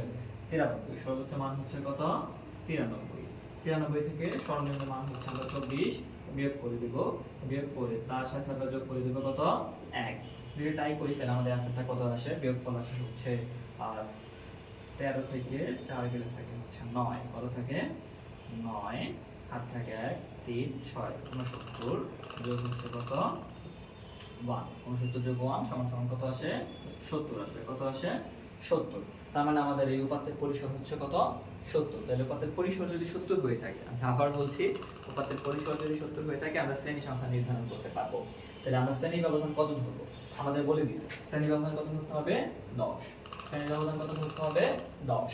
তাহলে আমরা বলবো যে অতএব কি বলবো যে অতএব 10 শ্রেণী ব্যবধান ধরে কত, অতএব 10 শ্রেণী ব্যবধান ধরে কত, 10 শ্রেণী ব্যবধান, 10 শ্রেণী ব্যবধান, 10 শ্রেণী ব্যবধান ধরে, 10 শ্রেণী ব্যবধান ধরে নির্ণেয়, কি হবে 10 শ্রেণী ব্যবধান ধরে নির্ণেয় শ্রেণী সংখ্যা কত হবে, দেখো নির্ণেয় শ্রেণী সংখ্যা হবে হচ্ছে, নির্ণেয় শ্রেণী সংখ্যা হবে হচ্ছে শ্রেণী ব্যবধান দিয়ে আমরা পাতে পরিসরকে কি করব, ভাগ করব। শ্রেণী ব্যবধান দিয়ে পাতে পরিসরকে ভাগ করব। 70 কে 10 দিয়ে ভাগ করলে কত আসে, 7। তার মানে আমাদের শ্রেণী সংখ্যা হবে কয়টা, 7টা। এই দেখো আমাদের 7টা শ্রেণী আছে, 1 2 3 4 5 6 7। তাহলে আমরা কি শ্রেণী সংখ্যা বের করে ফেলতে পারলাম। এখন কথা হচ্ছে সবসময় কিন্তু এখানে 7 থাকবে না। যদি মনে করো 7 না থেকে এখানে 7.2 থাকতো, সাপোজ কত থাকতো, 7.2 থাকতো, তাহলে কিন্তু আমরা অ্যাপ্রক্সিমেটলি একটা ঘর বেশি নিতাম। 7.2 তো আমরা দিতে পারবো না, তখন আমাদের এটা কি কত নিতে হইতো, 8 নিতে হইতো। যেহেতু আমাদের পিওর 7 আছে, তাই আমরা শুধুমাত্র কি করব, 7টা শ্রেণী আমরা নিয়ে নিয়েছি। তাহলে আমরা এটাকে আসলে বাকি যে আছে সব মুছে ফেলি। এখন আমরা দেখি, তাহলে আমাদের সর্বনিম্ন ছিল 24, সর্বোচ্চ ছিল 93, শ্রেণী ব্যবধান ধরছিলাম 10, পরিসর বেরিয়েছিল 70 এবং শ্রেণী সংখ্যা বেরিয়েছিল কত, 7। শ্রেণী সংখ্যা নির্ণয়ের সূত্রটা কি ছিল, পরিসর ডিভাইডেড বাই হচ্ছে কি শ্রেণী ব্যবধান। তাহলে এখন দেখো আমাদের এইখানে আমরা কি করব, আমরা এখন আমরা গণসংখ্যা নিবেশন সারণীটা তৈরি করব। তো গণসংখ্যা নিবেশন সারণীর ক্ষেত্রে এখানে টাইপার একটু মিস্টেক করছে, এখানে শ্রেণী ব্যক্তি বলছে, শ্রেণী ব্যক্তি হবে না, এখানে কি হবে না, শ্রেণী ব্যক্তি হবে না, শুধুমাত্র আমরা শ্রেণী দিলেই হচ্ছে। আমি একটু পেন দিয়ে এটাকে কেটে দিচ্ছি, শুধুমাত্র কি লিখবা, শ্রেণী লিখবা। হ্যাঁ, এটা টাইপারের মিস্টেক ছিল, শুধুমাত্র শ্রেণী লিখবা, কি লিখবা, শ্রেণী, শুধুমাত্র শ্রেণী। হ্যাঁ, আচ্ছা, শুধুমাত্র শ্রেণী। আচ্ছা, তোমাদের একটু শ্রেণী এবং শ্রেণী ব্যক্তি এবং শ্রেণী সীমার মধ্যে একটু পার্থক্য বোঝাই। হ্যাঁ, শ্রেণী ব্যক্তি এবং হচ্ছে কি শ্রেণী সীমার মধ্যে একটু পার্থক্য বোঝাই। আমাদের দুইটা শব্দ আছে বইতে, কি আছে, শ্রেণী ব্যক্তি, কি আছে, শ্রেণী ব্যক্তি, কি আছে, শ্রেণী ব্যক্তি। আরেকটা হচ্ছে শ্রেণী সীমা, কি আছে, আরেকটা হচ্ছে শ্রেণী সীমা, কি আছে, শ্রেণী সীমা। আমি একটা এক্সাম্পলের মাধ্যমে বোঝাবো তোমাদের, তাহলে দেখবা যে বুঝতে পারবা, সমস্যা হবে না। শ্রেণী ব্যক্তি হচ্ছে আসলে এই যে আমি শ্রেণী সীমাটা দেখাই, আমরা শ্রেণীটা প্রথম শ্রেণী কি লিখছি দেখো, প্রথম শ্রেণী লিখছি হচ্ছে 24 থেকে 33, কত লিখছি, 24 থেকে কত, 33। এই যে 24 থেকে 33 একটা শ্রেণী নিছি, এই শ্রেণীটাকে বলবো হচ্ছে আমরা শ্রেণী সীমা। এই যে 24 দেখতেছো না, এটা হচ্ছে শ্রেণীর নিম্ন সীমা, শ্রেণীর কি সীমা, নিম্ন সীমা। এটা হচ্ছে শ্রেণীর নিম্ন সীমা, এটা হচ্ছে শ্রেণীর ঊর্ধ্ব সীমা, এটা হচ্ছে শ্রেণীর কি, ঊর্ধ্ব সীমা। কত, ঊর্ধ্ব সীমা। এবং দেখো এই শ্রেণীর ব্যবধান কত, 24 থেকে 33 পর্যন্ত কয়টা সংখ্যা, 24 25 26 27 28 29 30 31 32 33, 10টা। তার মানে এই যে শ্রেণীর যে ব্যবধান বা ব্যাপ্তি, এই ব্যাপ্তিটা কত, 10। তাহলে এই শ্রেণী ব্যক্তি হচ্ছে কত, 10। এই শ্রেণী ব্যক্তি কত, 10। এটাকে মূলত আমরা কি দিয়ে প্রকাশ করি, শ্রেণী ব্যক্তিকে মূলত আমরা এইচ দিয়ে প্রকাশ করে থাকি। শ্রেণী ব্যক্তি একটা নির্দিষ্ট সংখ্যা এবং শ্রেণী সীমা হচ্ছে একটা নির্দিষ্ট শ্রেণী। আশা করি তোমাদের আর কোনো কনফিউশন এই ব্যাপারটাতে অন্ততপক্ষে নাই। আমরা ক্লিন করে দিলাম। তারপর হচ্ছে আমরা দেখি অঙ্কে ফেরি। মূলত আমি অঙ্কে ফেরার আগে আমি এটা একটু আবার একটু কেটে দিই, এটা হবে না। হ্যাঁ, শ্রেণী ব্যক্তি হবে না, শুধুমাত্র শ্রেণী হবে। তো শ্রেণী যদি হয়, আমরা প্রথমে কি করবো, গণসংখ্যা নিবেশন সারণী তৈরি করবো। কি করবো, গণসংখ্যা নিবেশন সারণী তৈরি করবো। তো গণসংখ্যা নিবেশন সারণী তৈরি করতে গেলে আমরা দেখি 24 থেকে 33 এর মাঝখানে যে কয়টা সংখ্যা আছে তাদের ট্যালিটা আমরা করে ফেলবো, তাহলে আমরা গণসংখ্যা করে ফেলতে পারবো। কি করতে পারবো, গণসংখ্যা করে ফেলতে পারবো। তাহলে প্রথমে আছে কত, আমাদের প্রথমে আছে কত, 60। কত আছে, 60। 60 কোথায় আছে দেখো, 60 আছে হচ্ছে এই ঘরে 54 থেকে 63 মধ্যে কি আছে, 60 আছে। তাহলে একটা দাগ দাও। তারপরে কত আছে আমাদের, 62। 62ও এই যে এই ঘরেই আছে। 62 আছে কোথায়, এই ঘরে আছে। কোথায় আছে, এই ঘরে। আচ্ছা, আমি মনে হয় এটা বলছি, 60 তো এই ঘরেই ছিল, আমি না দেখে ভুল করে ফেলছি। আচ্ছা, একটু ব্রাশ দিয়ে ব্রাশ করে নিই।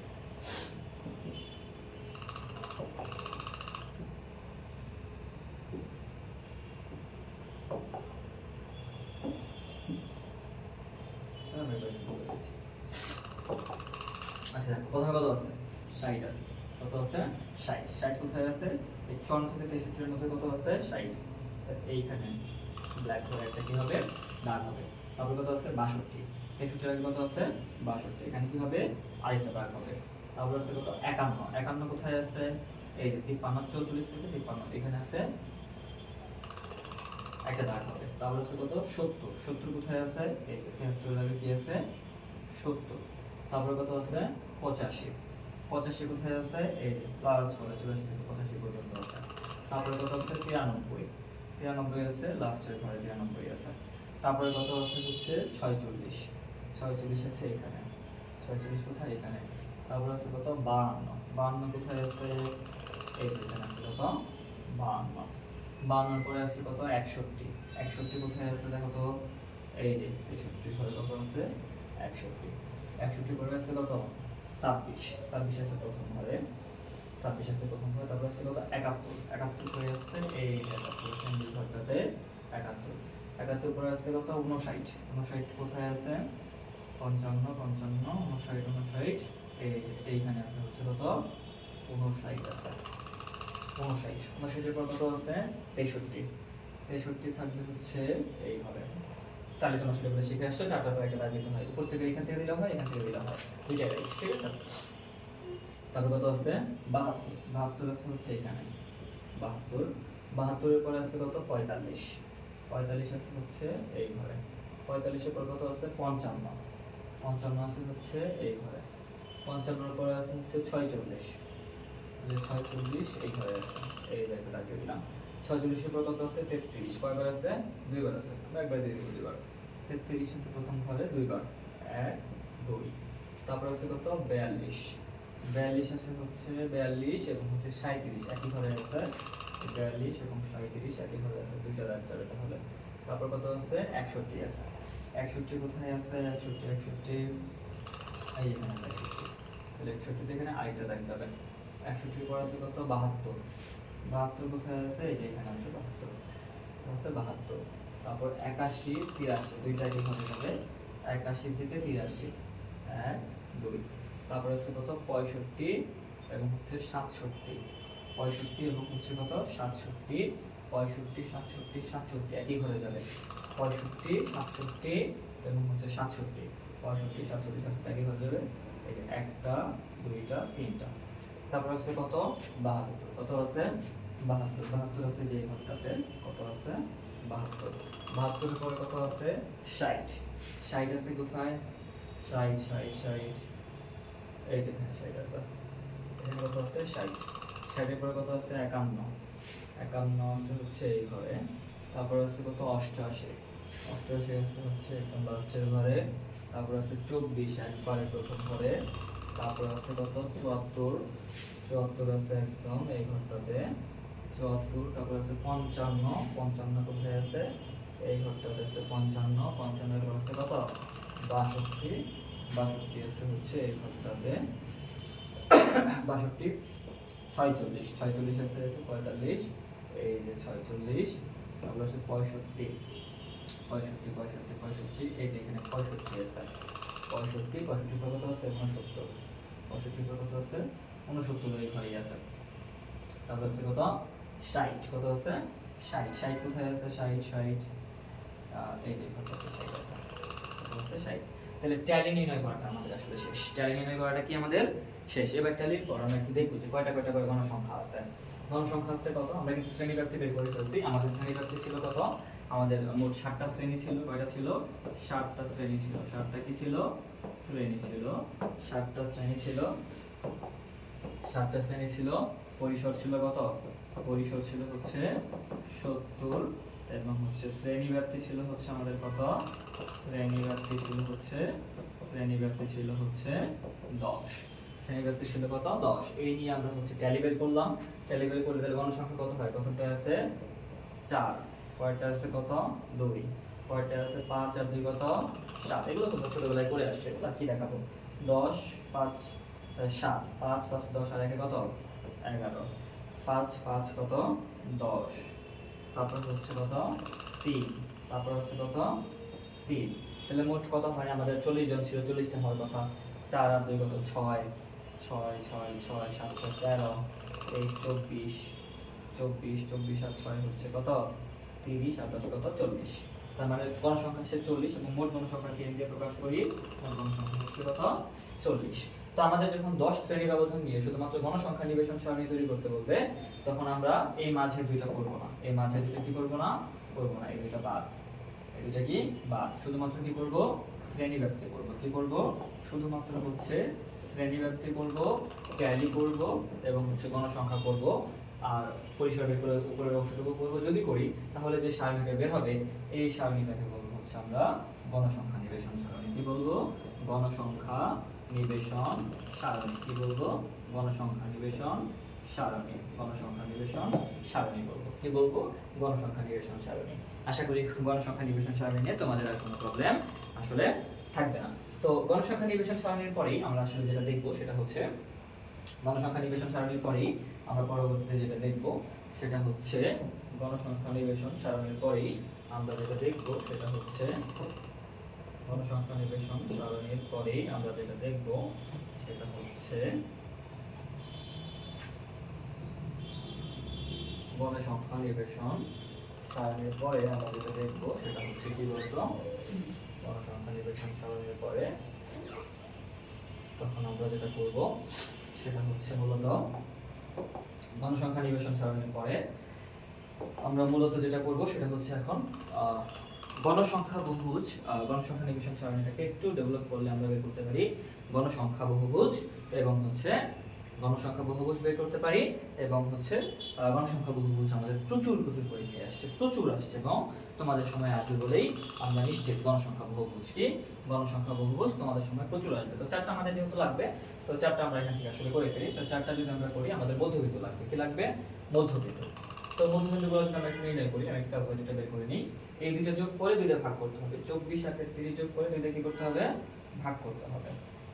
তাহলে একটু দেখো আমি একটু করি। 24 যোগ হচ্ছে কত 33 57, তার মানে হচ্ছে যে 24 যোগ হচ্ছে কত 33 ভাগ হচ্ছে কত 2, তার মানে হচ্ছে 57 ভাগ হচ্ছে কত 2। তাহলে 57 কে 2 দিয়ে ভাগ করলে কত আসে 28.5। কত আসবে 28.5। তাহলে এই মধ্যবিন্দু হচ্ছে 28.5, কত আসবে 28.5। ঠিক আছে, কত আসবে 28.5। ওকে, তাহলে পরেরটা কত আসবে 34 যোগ 43। একই রকম ভাবে আসবে হচ্ছে 34 যোগ হচ্ছে 43, 34 যোগ 43 ভাগ হচ্ছে 2, 38.5। কত আসবে 38.5। তাহলে অবশ্যই পরেরটা কত 48.5, তারপরেরটা কত 48.5 হলে তারপরেরটা কত আসবে 58.5, তারপরেরটা 68.5, তারপরেরটা 78.5, তারপরেরটা 88.5। তাহলে আমরা মধ্যবিন্দু বের করে ফেললাম। এখন আসবে হচ্ছে আমাদের অবিচ্ছিন্ন শ্রেণীসীমা। কি আসবে অবিচ্ছিন্ন শ্রেণীসীমা। তো অবিচ্ছিন্ন শ্রেণীসীমা নির্ণয়ের একটা নিয়ম আছে। অবিচ্ছিন্ন শ্রেণীসীমা নির্ণয়ের নিয়ম হচ্ছে তোমার ঊর্ধ্বসীমাটা কত হবে সেটা তোমার নির্ধারণ করতে হবে, তুমি বের করতে পারবা। আমি একটু দেখাই দিচ্ছি ঊর্ধ্বসীমা বের করার একটু দেখাই দিচ্ছি। আমি একটু এই পাশটা একটু ক্লিয়ার করে নিই। তোমার যেই শ্রেণীকে তুমি কি করবা, যেই শ্রেণীকে তুমি হচ্ছে তুমি হচ্ছে অবিচ্ছিন্ন শ্রেণীর সীমায় করবা। অবিচ্ছিন্ন কেন করতে হবে আমি তোমাকে একটু বলি, কারণ অবিচ্ছিন্ন না করলে গ্রাফটা তোমার ভেঙে যাবে। আমি একটু দেখাবো যখন গ্রাফ করব। তো অবিচ্ছিন্ন শ্রেণীসীমা তোমরা কেন করবা, কারণ অবিচ্ছিন্ন শ্রেণীসীমা যদি তোমরা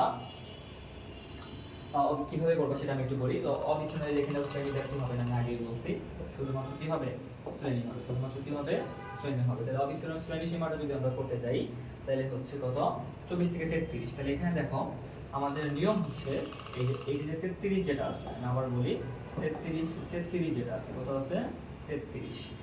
এই 33টা আসলে কত হবে এটা আমরা কিন্তু চাইলে বের করতে পারি। 33টা কত হবে চাইলে 33টা হবে হচ্ছে মনে রাখবা 33 যোগ, মানে তুমি যেই শ্রেণীর ঊর্ধ্বসীমা বের করতে যাচ্ছ, যেই শ্রেণীর কি ঊর্ধ্ব অবিচ্ছিন্ন শ্রেণীসীমা বের করতে যাচ্ছ সেটা যোগ পরের শ্রেণীর যে নিম্ন সীমা আছে, পরের শ্রেণীর নিম্ন সীমা থেকে তুমি বের করবা হচ্ছে পূর্ববর্তী শ্রেণীর ঊর্ধ্বসীমা। কত পূর্ববর্তী শ্রেণীর ঊর্ধ্বসীমা ডিভাইডেড বাই কত 2, তার মানে 33 প্লাস হচ্ছে কত 1/2, তার মানে কত 33.5। 33.5 এটা হচ্ছে কি অবিচ্ছিন্ন শ্রেণীসীমার ঊর্ধ্বসীমা। এটা কি অবিচ্ছিন্ন শ্রেণীসীমার ঊর্ধ্বসীমা। হ্যাঁ, অবিচ্ছিন্ন শ্রেণীসীমার ঊর্ধ্বসীমা কত হবে ঊর্ধ্বসীমা। তাহলে এটা হচ্ছে অবিচ্ছিন্ন শ্রেণীসীমার কি ঊর্ধ্বসীমা।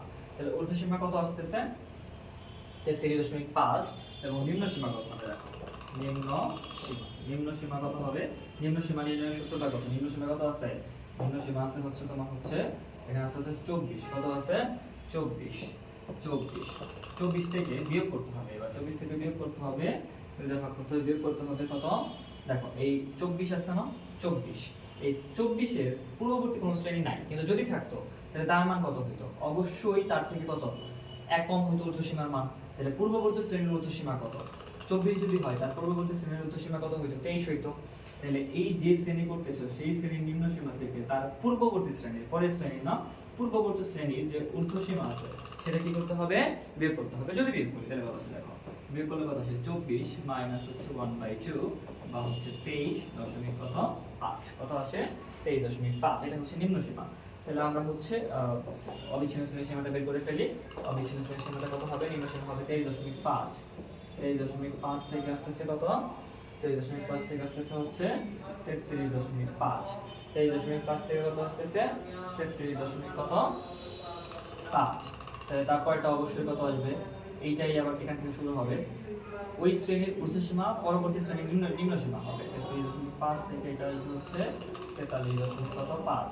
ঠিক একই রকম ভাবে সূত্র প্রয়োগ করার দরকার নাই, আর আমরা করতে পারবো 43.5 থেকে কত আসবে 53.5, 53.5 থেকে আসবে 63.5, আর 63.5 থেকে আসবে 73.5, 73.5 থেকে আসবে 83.5, 83.5 থেকে আসবে 93.5।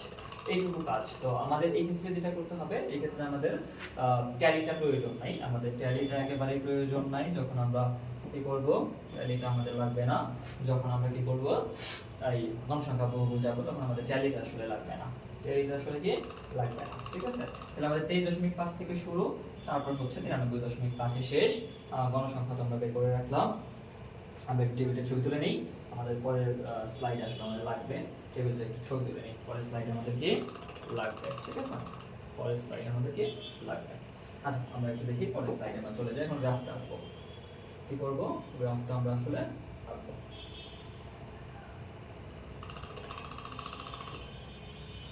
এই যে আমরা একটা গ্রাফ আসলে এখানে আগে থেকে নিয়ে রাখছি, তো আমরা গ্রাফটা একটু দেখি। তো গ্রাফটা যদি একটু আঁকতে চাই তাহলে প্রথমে আমাদের কি করতে হবে, x এবং y অক্ষ আঁকতে হবে। কি করতে হবে, x এবং y অক্ষ আঁকতে হবে। কি করতে হবে, x এবং y অক্ষ আঁকতে হবে। আমি এগুলো আসলে ছবি তুলে নিয়েছি, আমার এই মানগুলো দরকার নেই, আমি মানগুলো একবারে ক্লিয়ার করে দিই। তো আমরা দেখি একটু, আমরা হচ্ছে প্রথমে x এবং y অক্ষ আঁকবো। তো x এবং y অক্ষ আঁকতে গেলে আমরা দেখি একটু, আমরা হোয়াইট কালারে আঁকি x এবং y অক্ষ। তো x এবং y অক্ষ যদি আঁকি, আমরা এই বড় যে পেনটা আছে সেটাকে x অক্ষ বিবেচনা করি। তোমরা তো স্কেল দিয়ে আঁকবা, আমাদের স্কেল নাই আপাতত, আর আমি যে স্লাইডটাতে করতেছি এখানে স্কেলটা নেওয়া যায় না, আমি হাত দিয়ে করতেছি। আমরা এটাকে কি করবো, x অক্ষ আঁকবো, সরি y অক্ষ, আর আরেকটা অক্ষ আঁকবো, সেটা হচ্ছে কত, x অক্ষ আঁকবো, কি আঁকবো, x অক্ষ আঁকবো, ঠিক আছে। যদি একটু বাঁকা হয়েছে তারপর তোমরা বুঝতে পারলে হলো, এটা হচ্ছে আমাদের কি, এটা হচ্ছে মূলবিন্দু O, এটা হচ্ছে পজিটিভ x অ্যাক্সিস। একেবারে সোজা করা যায় তো সময় নিলে, কিন্তু এত সময় নিলে তোমাদের নিজেদের কাছে বিরক্ত লাগবে, এত লং ক্লাস। আমি আগেই বলছি, এটা হচ্ছে নেগেটিভ x অ্যাক্সিস বা x প্রাইম, এটা হচ্ছে নেগেটিভ y অ্যাক্সিস বা হচ্ছে কত y প্রাইম। প্রত্যেকটা মাথায় কি করতে হবে, আমাদের তীর চিহ্ন দিতে হবে, ঠিক আছে। এটা হচ্ছে মূলবিন্দু, ঠিক আছে। আমরা এখন কি করব, এখানে ছোট বর্গের আমরা এই গ্রাফের মধ্যে লিখবো। আমরা যখন গ্রাফ করব তখন কি করব, গ্রাফের মধ্যে লিখবো। কি করব, গ্রাফের মধ্যে লিখবো x অক্ষে, কত লিখবো, x অক্ষে ছোট বর্গের এক ঘর সমান সমান এক একক বিবেচনা করব, এবং y অক্ষেও আমরা কি করব, একই কাজ করব। y অক্ষে আমরা কি করব, একই কাজ করব, ছোট বর্গের কত, ছোট বর্গের এক ঘর সমান সমান কত, এক একক বিবেচনা করব। মানে হচ্ছে একটা ঘরের মান কত, এক বিবেচনা করব। এখন আমাদের গ্রাফ শুরু হয়েছে 23.5 থেকে, কত শুরু হয়েছিল 23.5 থেকে। তো আমি ধরলাম হচ্ছে এইটা হচ্ছে সেই 23.5, এটা হচ্ছে কত 23.5। তাহলে এটা যদি 23.5 হয় তাহলে আমাদের আগে যতটুকু জায়গা আছে শূন্য থেকে মূলবিন্দুর মান কত, শূন্য শূন্য, তাহলে মূলবিন্দুর মান যদি শূন্য শূন্য হয়ে থাকে তাহলে শূন্য থেকে 23.5 পর্যন্ত মানগুলো কোথায় আছে, এখানে আছে। তাই এটা আমি কিভাবে প্রকাশ করবো, এটা আমি প্রকাশ করবো হচ্ছে ছেদ চিহ্ন দিয়ে।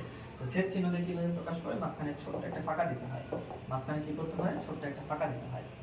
ছোট্ট একটা ফাঁকা যদি দিতে হয় তো অনেক বড় হয়ে যাচ্ছে, এটাকে দশটাকে কমায় নিই, দশটাকে একেবারে কমায় নিই।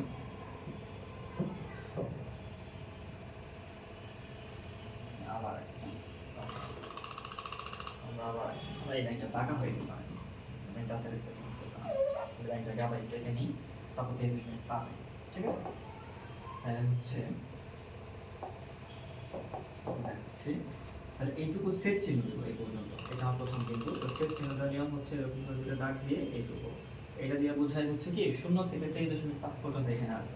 তাহলে এই বিন্দুটা কত, 23.5, কত 23.5, এই বিন্দুটা হচ্ছে কত 23.5, 24.5, 25.5, 26.5, 27.5, 28.5 আমাদের ঘরে হবে না।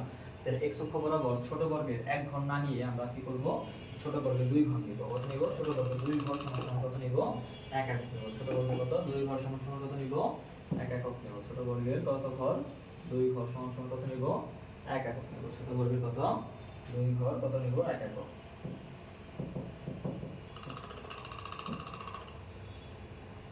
ছোট বর্গের দুই ঘর সমান সমান কত নিব, x অক্ষ বরাবর ছোট বর্গের দুই ঘর সমান সমান কি করব, ছোট বর্গের দুই ঘর সমান সমান কত নিব, এক একক নিব, ঠিক আছে।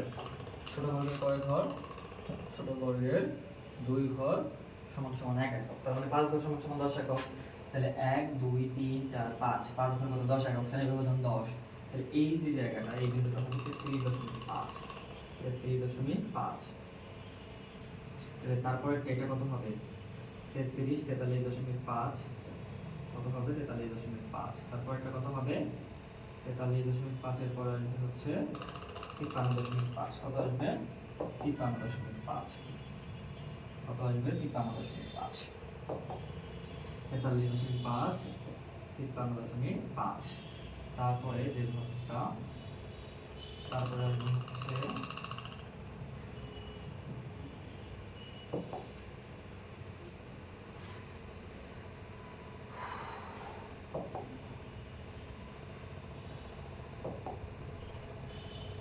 পুরোটাই মুছে ফেলছি। আচ্ছা যাই হোক, আমরা একটু আবার আঁকি,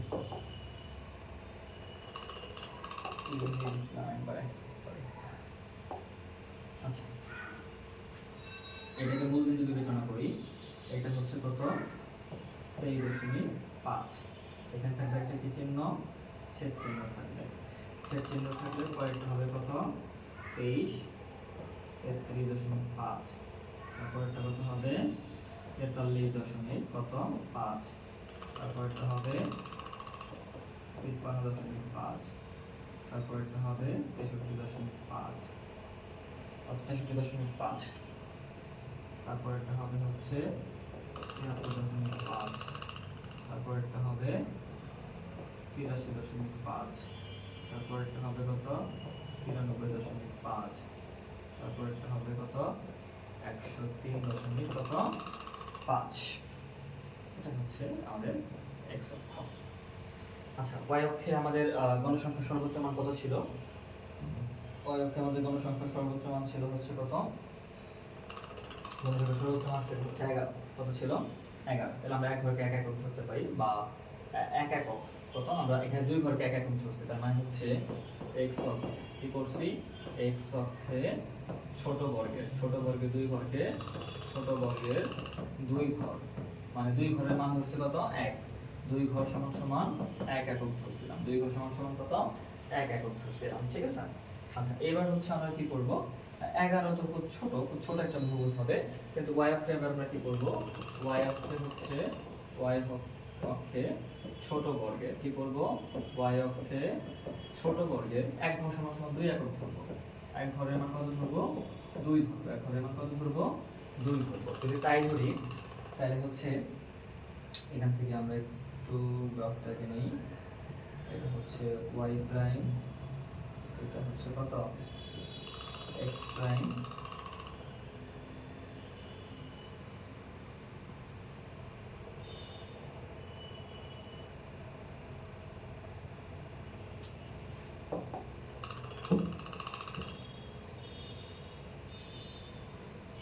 স্কেল হলে খুব ভালো হতো। টানা শুরু করে দেখুন।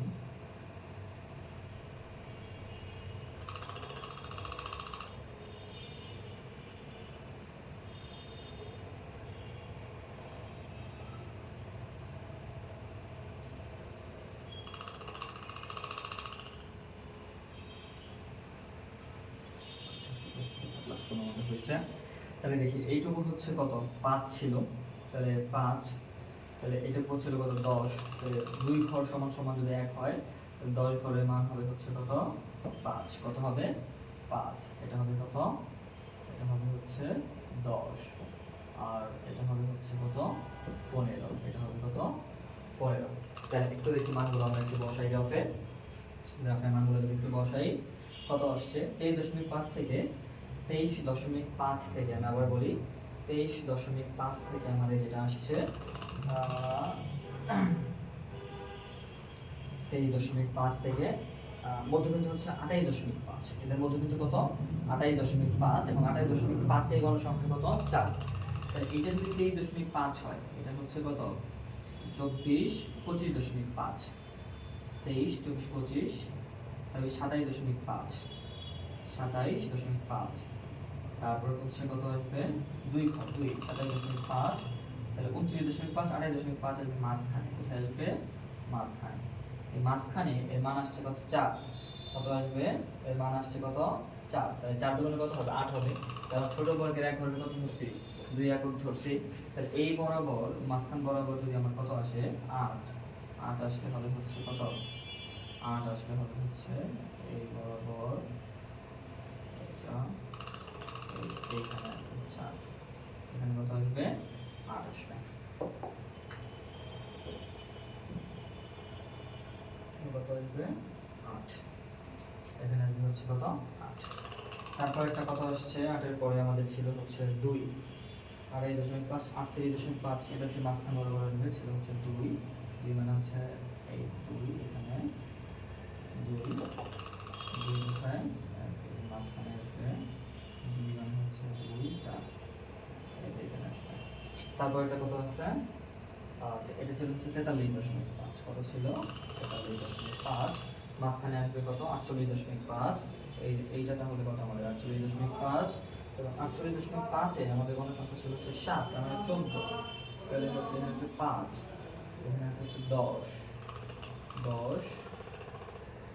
15, আর এখানে 14, আবার একটু নেই 2 গুণ উপরে যাবে, এখান থেকে 14 যদি আসে 14 যদি আসে 7 গুণ 14 আসবে, কত আসবে 14টা ঘর আসবে, কয়টা 14টা, একটু বলছি 14 5 10 15, এই যে 15 14, এখানে আসবে, কত আসবে এখানে আসবে, কত আসবে 1400, তাই তো এখানে আসবে, তাহলে আমরা বাকিটা একটু মুছে দিই, বাকিটা একটু কি করি মুছে দিই,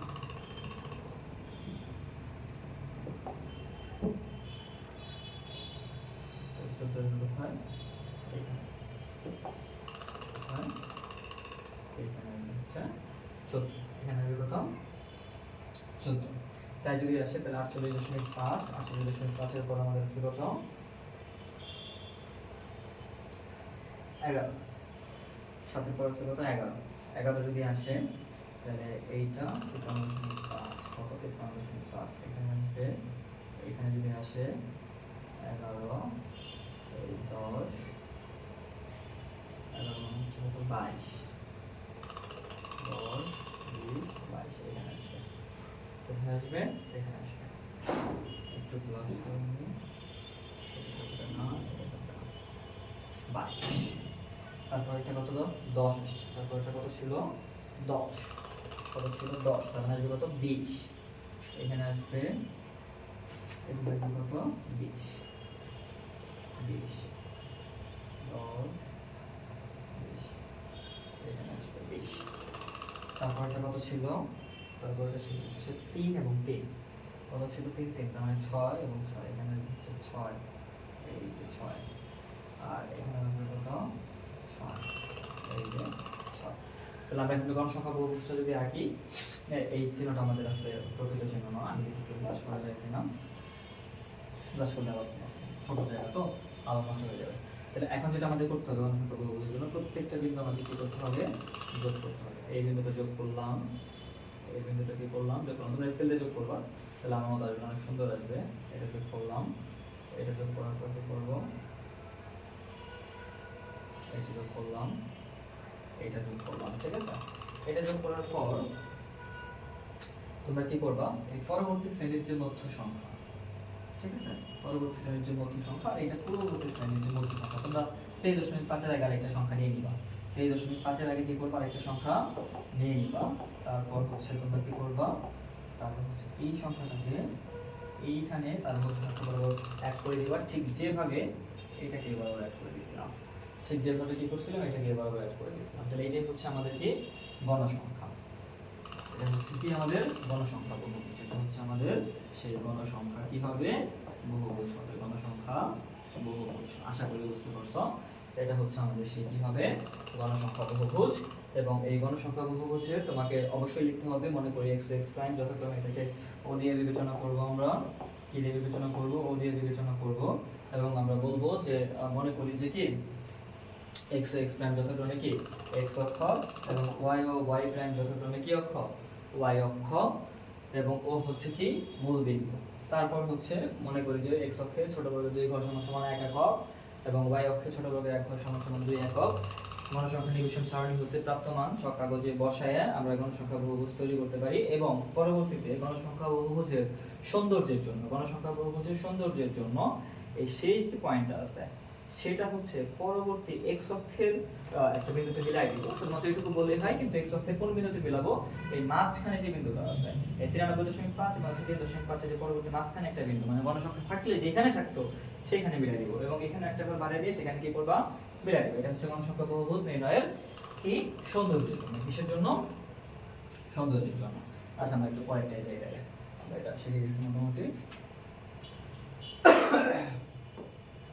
দেখো তারপরে আসবে হচ্ছে আমাদের কেন্দ্রীয় প্রবণতা, কি আসবে, কেন্দ্রীয় প্রবণতা। এইটা আসলে একটা 5 স্টার একটা সংখ্যা, আমি আবার বলি এটা হচ্ছে একটা 5 স্টার সংখ্যা, এটা হচ্ছে একটা 5 স্টার সংখ্যা। এই সংখ্যা 5 স্টার সংখ্যা, ওকে, এটা হচ্ছে 5 স্টার সংখ্যা, আসবেই পরীক্ষায়, এটা কি আসবেই পরীক্ষায়, সবাই মুখস্থ করে নেবা, ঠিক আছে।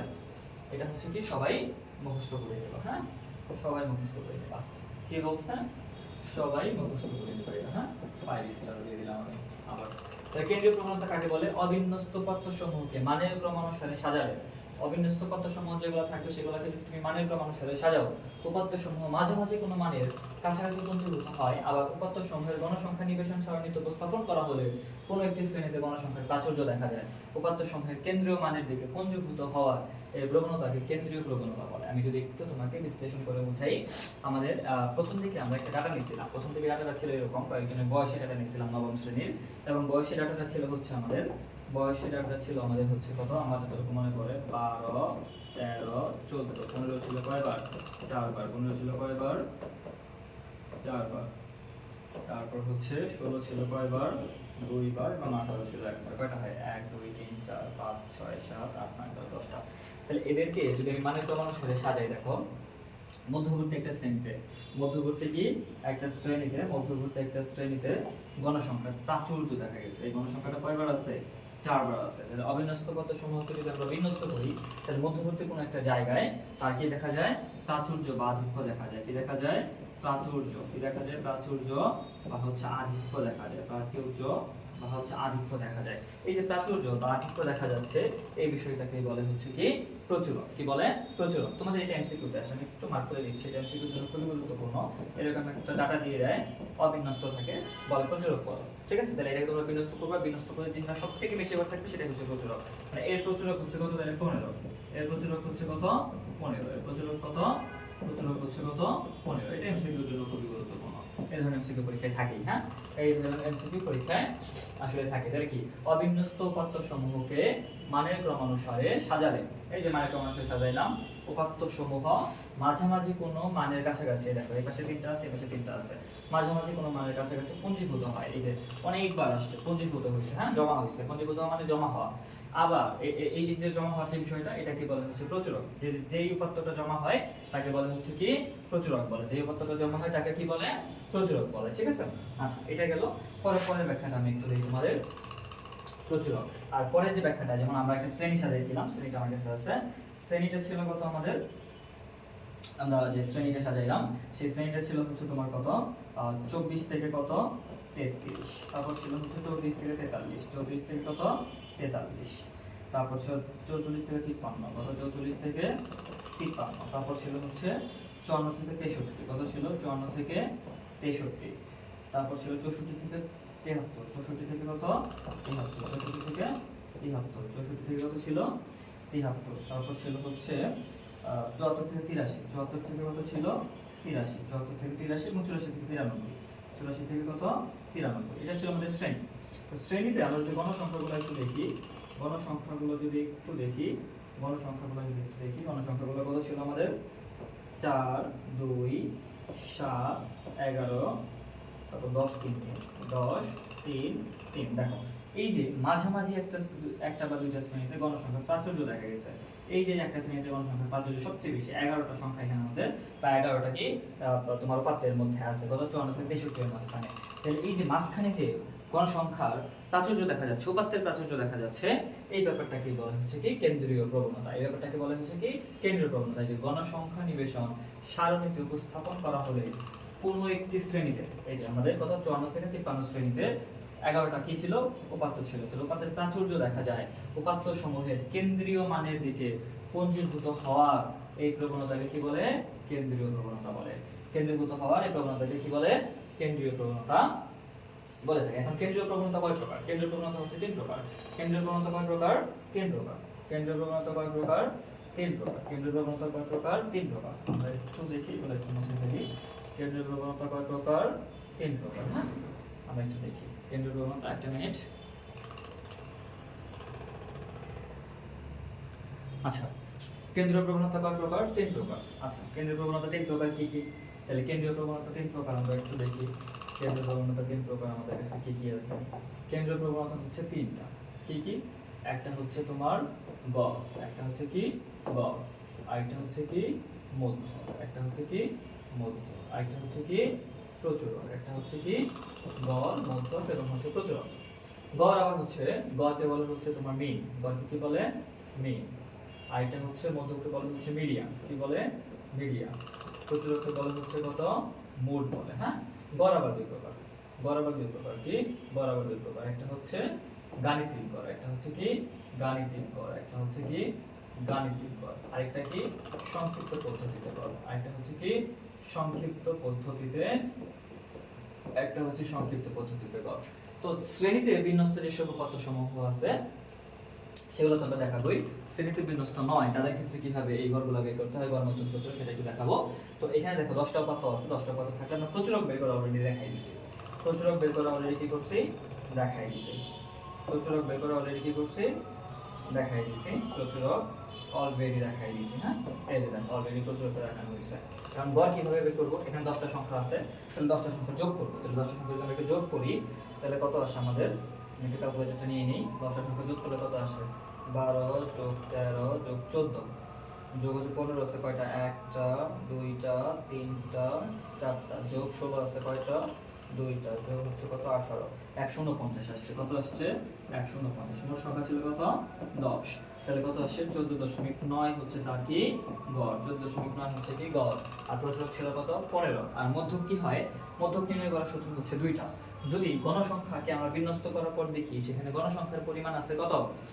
গণসংখ্যার পরিমাণ আছে জোড় সংখ্যক আর বিজোড় সংখ্যক। তো জোড় হইলে এক সূত্র, বিজোড় হইলে আরেক সূত্র। জোড় হইলে কেমন হয়? জোড় যদি হয়, জোড় হলে তাদেরকে বিন্যস্ত যদি আমরা করে নিই, জোড় হলে আমাদের n+1/2 তম পদ, 1/2 তম পদ হচ্ছে মধ্যক, এটা জোড় হলে। আর বিজোড় হলে সূত্রটা কি হয়?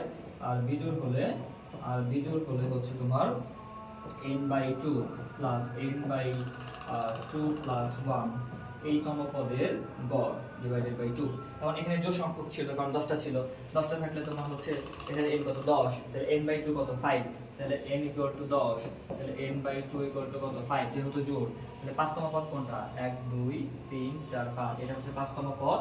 আর n বাই 2 প্লাস 1 তার মানে 5 প্লাস 1 তার মানে 6তম পদ কোনটা, সেটা হচ্ছে আমাদের 15। তাহলে হচ্ছে এখানে আসে হচ্ছে 15 প্লাস 15 ডিভাইডেড বাই 2, তার মানে হচ্ছে 15। তার মানে এর মধ্যে হচ্ছে কত 15। এগুলো সবগুলো এমসিকিউর জন্য খুব গুরুত্বপূর্ণ। মধ্যে হচ্ছে কত 15। এগুলো কিন্তু আমি আবার বলতেছি, এগুলো হয় ক নাম্বারে আসবে না হয় এমসিকিউতে আসবে। এটা কিন্তু কখনোই সৃজনশীল প্রশ্নের খ এবং গতে পাবা না, ঠিক আছে? খ এবং গতে পাবা না। খ এবং গতে স্পেশালি গ নাম্বারে পাওয়ার জন্য গণসংখ্যা বহুবচন খুবই গুরুত্বপূর্ণ। গণসংখ্যা বহুবচন অবশ্যই তোমরা কি করবা, আর এগুলো এমসিকিউর জন্য করবা। তাহলে আর যদি জোড়, এটা তো জোড় হওয়ার কারণে, এখন যদি বিজোড় হইতো, এখন যদি সরি একটু ভুল বলছি, এখানে বিজোড় হইলে এই সূত্রটা, হ্যাঁ এটা হচ্ছে বিজোড় হইলে এই সূত্র হবে, আর জোড় হইলে তোমার এই সূত্রটা হবে, হ্যাঁ জোড় হইলে এই সূত্রটা হবে। বলছে জোড় হইলে হচ্ছে কি এই সূত্রটা হবে, জোড় হইলে এই সূত্রটা হবে। আর বিজোড় হইলে কেমন হয়, বিজোড় যদি হইতো, ধরো আমি এখানে আরেকটা কি করলাম, অ্যাড করে দিলাম হচ্ছে কত 20। তাহলে এখানে গণসংখ্যা কয়টা আছে 11টা, তাহলে সূত্র হবে কত বিজোড় হইলে সূত্র হবে n+1/2তম পদ, কত n+1 ডিভাইডেড বাই কত 2তম পদ। তাহলে n+1 ডিভাইডেড বাই 2 কত, তাহলে n এর মান হচ্ছে কত, এখানে n হচ্ছে তোমার 11, তাহলে হচ্ছে 11, তাহলে n+1 কত, n+1 হচ্ছে 11 + 1 তার মানে কত 12, তার মানে হচ্ছে 12/2, তার মানে 6তম পদ, কত 6তম পদ। তো 6তম পদ কোনটা, 1 2 3 4 5 6 15। তার মানে এই ক্ষেত্রে মধ্যক কত আমাদের 15, এই ক্ষেত্রে মধ্যক আমাদের কত 15। তাহলে এই গেল কেন্দ্রীয় প্রবণতা, এবং কেন্দ্রীয় প্রবণতার আমাদের যে গড় মধ্যক প্রচুরক, এগুলা যে শ্রেণীতে বিন্যস্ত নয় এমন উপাত্ত সমূহের ক্ষেত্রে আমরা কিভাবে বের করতে পারি সেটা নিয়ে মোটামুটি আলোচনা করলাম। এবং এগুলো এমসিকিউ এর জন্য খুব গুরুত্বপূর্ণ, তার জন্য এমসিকিউ এর জন্য খুব গুরুত্বপূর্ণ, ঠিক আছে? আমরা এখন দেখবো যে শ্রেণীতে বিন্যস্ত থাকলে আমরা কিভাবে করতে পারি। শ্রেণীতে বিন্যস্ত থাকলে আমরা কিভাবে করতে পারি, শ্রেণীতে বিন্যস্ত থাকলে কিভাবে করতে পারি। সেম ডাটা আমি আবার বলি, টাইপার এখানে আবার একটু ভুল করছে, এই তোমার এটা থাকবে না, ব্যাপ্তিটা থাকবে না, ব্যাপ্তিটা থাকবে না, শুধু শ্রেণী লিখবা, শুধুমাত্র শ্রেণী লিখবা, ঠিক আছে? আচ্ছা, এখানে আমাকে কি বলছে, ডাটাটা দিয়ে বলছে গাণিতিক গড় এবং সংক্ষিপ্ত পদ্ধতিতে গড় নির্ণয় করতে বলছে। আমরা প্রথমে গাণিতিক গড় দেখব, প্রথমে কি দেখব, গাণিতিক গড় দেখব, কি দেখব, গাণিতিক গড়, ঠিক আছে? তো গাণিতিক গড়ের সূত্রটা আমরা একটু দেখি। তো গাণিতিক গড়ের সূত্রটা, গাণিতিক গড়, ঠিক আছে?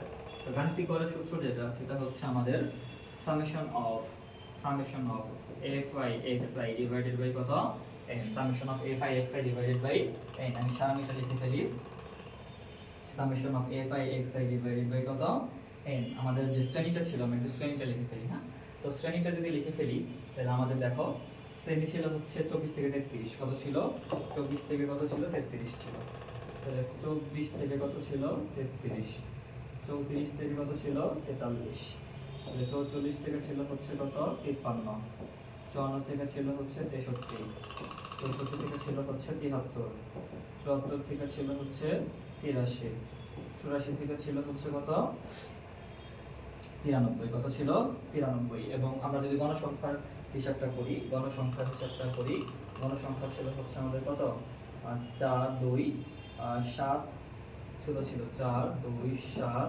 11 10 3 3, এবং মোট গণসংখ্যা ছিল n, কত ছিল 40, মোট গণসংখ্যা ছিল কত 40। তো আমাদের বের করতে হবে শ্রেণী মধ্যমান, কি বের করতে হবে শ্রেণী মধ্যমান। এটা আমরা আগে বের করছিলাম, কত ছিল 28.5, তাহলে এটা হবে কত 38.5, এটা হবে 48.5, এটা হবে 58.5, এটা হবে কত 68.5, এটা হবে 78.5, এটা হবে 88.5। এটা বের করার পর আমাদের গাণিতিক গড় বের করার জন্য আমাদের শ্রেণী মধ্যমানকে অবশ্যই প্রকাশ করতে হবে কি দিয়ে, xi দিয়ে। কি দিয়ে প্রকাশ করতে হবে, xi। এবং গণসংখ্যাকে প্রকাশ করতে হবে কি দিয়ে, fi দিয়ে। কি দিয়ে প্রকাশ করতে হবে, fi দিয়ে। আর এখানে আমরা বের করব হচ্ছে fi ইনটু কত xi, fi ইনটু কত xi। তাহলে fi ইনটু xi যদি আমরা একটু বের করি, আমরা একটু দেখি কিভাবে বের করতে পারি। fi into xi 28.5 into 4, 28.5 into 4 114, কত আসে 114। তারপর আসবে হচ্ছে 38.5 ইনটু হচ্ছে কত 2, তাহলে আসে হচ্ছে কত 77। 48.5 ইনটু 7, 48.5 ইনটু হচ্ছে কত 7, 339 পয়েন্ট হচ্ছে কত 5, 339 পয়েন্ট কত 5, 58.5, 58.5 এটা হচ্ছে কত 11, কত আসে 643.5, 643 কত 5, তারপর আসে হচ্ছে কত 68.5, 685, 600 কত আসে 85, 78.5, 78.5 ইন্টু হচ্ছে 3, 235.5, 235.5, 88.5 ইন্টু 3, 88.5 ইন্টু কত 3, 265.5, 265.5। তাহলে হচ্ছে আমরা যদি এখন এটাকে সাম করি 265.5 যোগ 235.5 যোগ 685 যোগ হচ্ছে 643.5, 643.5, 339.5, 339.5 যোগ হচ্ছে 77 যোগ হচ্ছে 114, 100 কত 14, 2360 কত আসে 2360 ইকুয়াল টু 2360, এটাকে বলবো হচ্ছে সাম ওভার এফআই এক্সআই, কত আসছে 2360। তাহলে এখানে কত আসবে 2360 ডিভাইডেড বাই এটার নাম কত আসছিল 40, 2360 ডিভাইডেড বাই 40 আর হচ্ছে 40, 59 কত আসছে 59, 59 আসছে। এই 59 হচ্ছে আমাদের কি গাণিতিক গড়, এই 59 হচ্ছে আমাদের কি গাণিতিক গড়।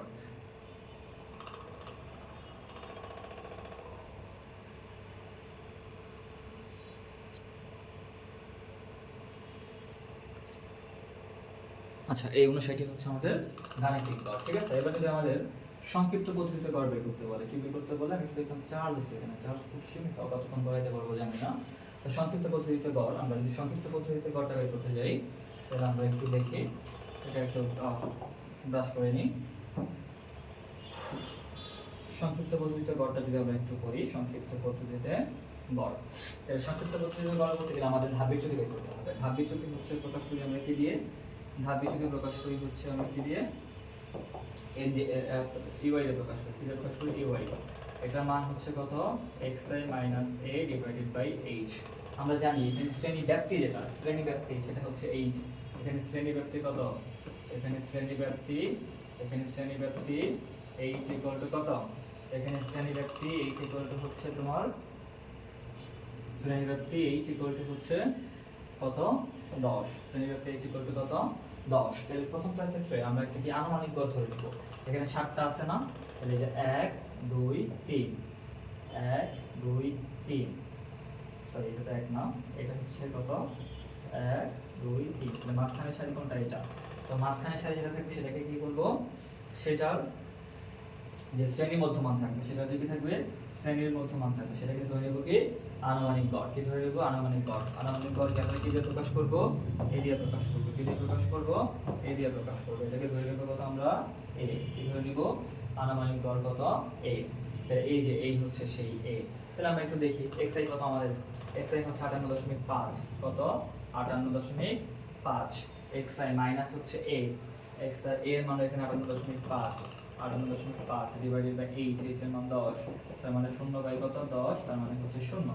তার মানে এর জন্য ধাপ বিচ্যুতির মান আসবে আমার কত 0, এর জন্য ধাপ বিচ্যুতির মান আসবে কত আমার 0, এর জন্য ধাপ বিচ্যুতির মান আসবে 0। তুমি যদি একই ভাবে বাকিগুলোর জন্য ধাপ বিচ্যুতির মান বের করো, এটা আসবে -1 -2 -3 1 2 এবং হচ্ছে 3। তারপর তোমার যে এটা বের করতে হবে FIUI, কি বের করতে হবে FIUI, এর একটা নাম আছে গণসংখ্যা ধাপ বিচ্যুতি। কি নাম আছে গণসংখ্যা ধাপ বিচ্যুতি। গণসংখ্যা ধাপ বিচ্যুতি যদি তুমি বের করতে চাও তাহলে তোমাকে কি করতে হবে FIUI গুণ করতে হবে। তাহলে এটা হচ্ছে UI, এটা হচ্ছে FI, তাহলে গুণ করতে হবে কত 4, FI আর হচ্ছে -3, 3 4 কত -12, 2 আর -2, 2 আর -2, তাহলে মাইনাস হচ্ছে কত 4, -1 আর হচ্ছে 7, কত -7, যেগুলো হচ্ছে সাথে শূন্য গুণ করলে 0, 1 আর 10 কত 10, 3 দুগুণে কত 6, 3 3 কত 9, কত 9। তাহলে সামেশন কত আসে, এটার সামেশন আসে হচ্ছে কত দেখি আমরা একটু, -12 -4 -7 যোগ 10 যোগ 6 যোগ 9 2, সামেশন কত আসে 2, সামেশন কত আসছে 2 আসছে, সামেশন যদি 2 আসে তাহলে আমাদের সংক্ষিপ্ত পদ্ধতিতে গড় নির্ণয়ের যে সূত্রটা সেটা আমরা একটু দেখি।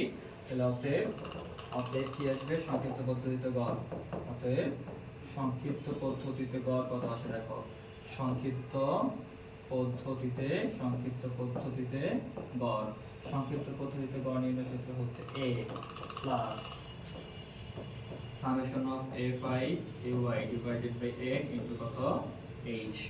তাহলে আমাদের এই কত ছিল 58.5, কত ছিল 58.5 plus summation of fi ay হচ্ছে 2, n এর মান হচ্ছে কত 40 into h হচ্ছে কত 10, তার মানে হচ্ছে 58.5 প্লাস 20 by 40 তার মানে হাফ 0.5 সমান সমান 59। তাহলে দেখো আমাদের সংক্ষিপ্ত পদ্ধতির গড় এবং গাণিতিক গড়ের মান কি আসছে? সেম আসছে। তার মানে হচ্ছে আমরা সংক্ষিপ্ত পদ্ধতিতে গড় এবং গাণিতিক গড় দুইটাই কি করতে পারবো? বের করতে পারবো। দুইটাই কি করতে পারবো? বের করতে পারবো। আচ্ছা, অনেক বড় চ্যাপ্টার। আমার ফোনে চার্জ তো 100% ছিল, কতটুকু আছে জানি না, খুবই কম আছে, কতটুকু করতে পারবো আশা করি বুঝতে পারছো। হ্যাঁ, তো এখান থেকে সংক্ষিপ্ত পদ্ধতিতে গড়টা প্রচুর আসে। গাণিতিক গড় দেখাই দিলাম, সংক্ষিপ্ত পদ্ধতিতে গড় দেখাই দিলাম, এবং গাণিতিক গড় এবং সংক্ষিপ্ত পদ্ধতিতে যদি গড় করো অ্যান্সার কিন্তু কি আসবে? সেম আসবে। ঠিক আছে, অ্যান্সার কি আসবে? সেম আসবে। আচ্ছা দেখি আমরা একটু পরে লেকচারে চলে যাই। পরের লেকচারটা কি আছে? আচ্ছা, পরের লেকচার হচ্ছে মধ্যক নির্ণয় করার কথা বলছে। কি বের করতে বলছে? মধ্যক বা হচ্ছে মিডিয়ান। মধ্যক বের করতে গেলে আমাদের আসলে কিছুই লাগবে না, ক্রমযোজিত কোনো সংখ্যাটা বের করতে হবে। তো ক্রমযোজিত কোনো সংখ্যা আসলে কিভাবে বের করে? এটা খুবই সোজা। যেমন ধরো হচ্ছে ক্রমযোজিত কোনো সংখ্যা আমরা ডিফারেন্ট কালি দিয়ে করি। ক্রমযোজিত কোনো সংখ্যার ক্ষেত্রে আমরা যদি করি, দেখো কি আসে। ক্রমযোজিত কোনো সংখ্যার ক্ষেত্রে এই প্রথম যে কোনো সংখ্যাটা সেটাই হবে আমাদের ক্রমযোজিত কোনো সংখ্যার প্রথম মান। তারপরে কত আছে? 2। এই 4 আর 2 কি হবে? যোগ হবে। যোগ হইলে এখানে আসে কত দেখো তো, 4 আর 2 কত? 6। 4 আর 2 কত আসে? 6। 6 এর পরে কত আসে? 6 7 কত? 13। কত আসে? 13। 13 এর পর আসে 13 আর 11 কত? 24। কত আসে? 24। কত আসে? 24। কত আসে? 24। তাহলে 24 যদি আসে, 24 এর পর হচ্ছে তোমার 24 আর 10 কত? 34 আসে। কত আসে? 34। কত আসে? 34। 34 এর পর তোমার 34 আর 3 আসে 37। কত আসে? 37। কত আসে? 37। 37 এর পর আসে হচ্ছে 37 আর 3 হচ্ছে 40। আর এখানে সাম ওভার n কত আসে? n হচ্ছে 40। মনে রাখবা এই n আর এই ক্রমযুক্ত কোনো সংখ্যা শেষ সংখ্যাটা কি আসবে? সমান আসবে। কি আসবে? অবশ্যই সমান আসবে। তো মধ্যক নির্ণয়ের সূত্রটা যদি আমরা একটু দেখি, মধ্যক নির্ণয়ের সূত্র হচ্ছে মধ্যক নির্ণয়ের সূত্র যেটা, মধ্যক নির্ণয়ের সূত্র। তো মধ্যক নির্ণয়ের সূত্র যেটা, সেটা হচ্ছে আমাদের মধ্যক নির্ণয়ের সূত্র হচ্ছে আমাদের l plus n divided by 2 minus হচ্ছে fc ইনটু হচ্ছে কত h ডিভাইডেড বাই কত fm। তাহলে lটা কি? lটা বুঝতে হবে। l হচ্ছে মধ্যক শ্রেণী বের করতে হবে। মধ্যক শ্রেণী হচ্ছে এখানে n হচ্ছে 40, আমার n বাই 2 কত? 20। তার মানে 20তম পদ যেই শ্রেণীতে আছে সেই শ্রেণীটাই হচ্ছে মধ্যক শ্রেণী। তাহলে 20তম পদ কোথায় আছে? এটা আমরা ক্রমযোজিত কোনো সংখ্যা থেকে বুঝতে পারবো। দেখো 0 থেকে 4 পর্যন্ত আছে। এখানে কত আছে? 0 থেকে 4 পর্যন্ত। তাহলে 4 এখানে শেষ, 5 থেকে 6 পর্যন্ত এখানে আছে। তারপর হচ্ছে কত? এখানে তাহলে 7 থেকে কত আছে? 13 পর্যন্ত আছে। এখানে আছে 14 থেকে কত? 24 পর্যন্ত। তার মানে 20তম কোথায় আছে? তার মানে 20তমটা যেটা আছে সেটা হচ্ছে এখানে আছে 14 থেকে 20, 24 যদি এখানে থাকে, 20তমটা কোথায় আছে? এই শ্রেণীতে আছে। এই শ্রেণীর গণসংখ্যা কত? 11, এবং এই শ্রেণী হচ্ছে কত? 54 থেকে 63। এই শ্রেণী হচ্ছে কত? 54 থেকে 63, এবং এই শ্রেণী 54 থেকে 63, এবং এই শ্রেণীর হচ্ছে দেখো এই শ্রেণীর নিম্ন সীমা কত? 54। কত? 54। এইটাই হচ্ছে আমাদের এল। এল হচ্ছে কি? মধ্যক শ্রেণীর নিম্ন সীমা। এল হচ্ছে কি? এল হচ্ছে কত? 54, যেটা হবে কি? মধ্যক শ্রেণীর কি হবে? মধ্যক শ্রেণীর নিম্ন সীমা। কি হবে? মধ্যক শ্রেণীর নিম্ন সীমা। আর হচ্ছে n/2 তো আমরা পাইলাম 20। fc কোনটা? fc c হচ্ছে, c দিয়ে বোঝায় কিউমুলেটিভ নাম্বার। কি বোঝায়? কিউমুলেটিভ। আর f এ বোঝায় ফ্রিকোয়েন্সি। কি বোঝায়? Cumulative frequency. তার মানে হচ্ছে ক্রমযোজিত কোনো সংখ্যা কোনটা? এই যে মধ্যক শ্রেণী যেটা ছিল, মধ্যক শ্রেণীর পূর্ববর্তী যে শ্রেণী ছিল আমাদের, মধ্যক শ্রেণী কি ছিল? পূর্ববর্তী যে শ্রেণী ছিল সেটা ছিল হচ্ছে আমার কি? fc। তাহলে মধ্যক শ্রেণীর পূর্ববর্তী শ্রেণী কত ছিল? 13 ছিল। মধ্যক শ্রেণীর পূর্ববর্তী শ্রেণী কত ছিল? 13 ছিল। আমি একটু এখানে একটু ব্লাশ করে নেই, তাহলে বুঝতে সুবিধা হবে। মধ্যক শ্রেণীর পূর্ববর্তী শ্রেণী, মধ্যক শ্রেণীর পূর্ববর্তী শ্রেণী যদি একটু দেখি আমরা, মধ্যক শ্রেণী কি দেখবো, পূর্ববর্তী শ্রেণীটা দেখবো, মধ্যক শ্রেণী কি দেখবো, পূর্ববর্তী শ্রেণীটা দেখবো। 24 34 এবং হচ্ছে কত, 24 34 এবং হচ্ছে 7। তাহলে এখানে মধ্যক শ্রেণী কত ছিল, এই 37 ছিল।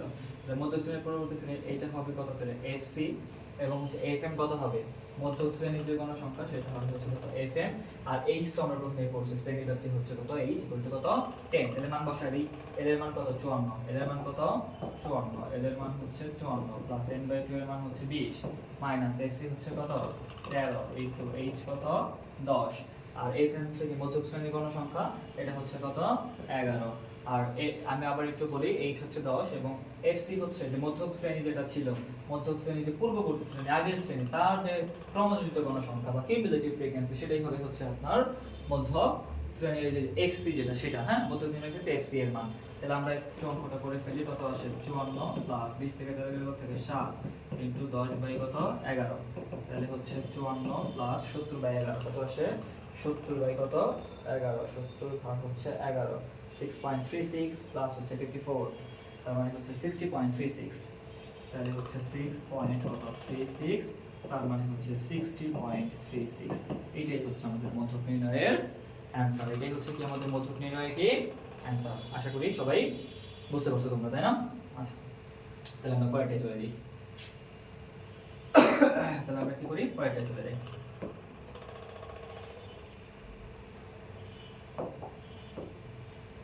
আচ্ছা, পরেরটায় আমরা একটু গ্রাফ রাখছি, সেটা হচ্ছে অজিব রেখা। হ্যাঁ, কি রাখছি, অজিব রেখা। অজিব রেখা নির্ণয় করার জন্য আমাদের এটা আবার একটু করতে হবে। অজিব রেখা নির্ণয় করার জন্য এটা আমাদের আবার একটু করতে হবে। অজিব রেখা নির্ণয় করার জন্য তো এইখানে আমাদের একটা শ্রেণী আনতে হবে। হ্যাঁ, আনতে হবে, শ্রেণী আনতে হবে। হ্যাঁ, মানে দেখতে হবে অবিচ্ছিন্ন শ্রেণী রাখতে হবে, দেখতে হবে অবিচ্ছিন্ন শ্রেণীব্যাপী। এটার মতো করে দেখানোর কিছু নাই, আগে যেভাবে করছিলাম সেভাবে, তাই আর বোঝানোর কিছু নাই। এটা আসবে 23.5 থেকে তোমার হচ্ছে 33.5, 33.5 থেকে 43.5, 43.5, এর আগে যেভাবে করেছিলাম ঠিক একইভাবে। হ্যাঁ, তাই আমি নতুন করে দেখাইলাম না, শুধুমাত্র আমার মতো করে আমি লিখে গেলাম। 63.5 থেকে 73.5, 73.5 থেকে 83.5 এবং 83.5 থেকে 93.5। এবং আমার ক্রমযুক্ত গণসংখ্যাটা আসলে এখানে লাগবে। ক্রমযুক্ত গণসংখ্যাটা কত, 4 6 5 6 13 13 11 24 24 10 34 37 40 আর এর নিকট কত 40। ঠিক আছে, আমি এটা একটা ছবি তুলে নিই, তো আমাদের পরবর্তীতে গ্রাফ আঁকার সময় লাগবে। অবিচ্ছিন্ন শ্রেণীসীমা এবং ক্রমযুক্ত গণসংখ্যার ছবিটা আমাদের লাগবে। আমরা একটা ছবি তুলে নিয়ে দেখি। আচ্ছা, ছবি তুলে নিলাম। আমরা এখন পরে গিয়ে আমরা হচ্ছে গ্রাফটা এঁকে ফেলি। গ্রাফটা কি এঁকে ফেলি, আমাদের মানগুলো এখানে এখন দেখাবে যদিও, তারপর আমাদের আঁকতে সমস্যা হবে, তো আমরা একটু করে ফেলি। তাহলে হচ্ছে প্লেন করে ফেলি। তাহলে প্রথমে আমরা গ্রাফটা আঁকি, গ্রাফটা আঁকে নিই। প্রথমে আমরা কি করবো,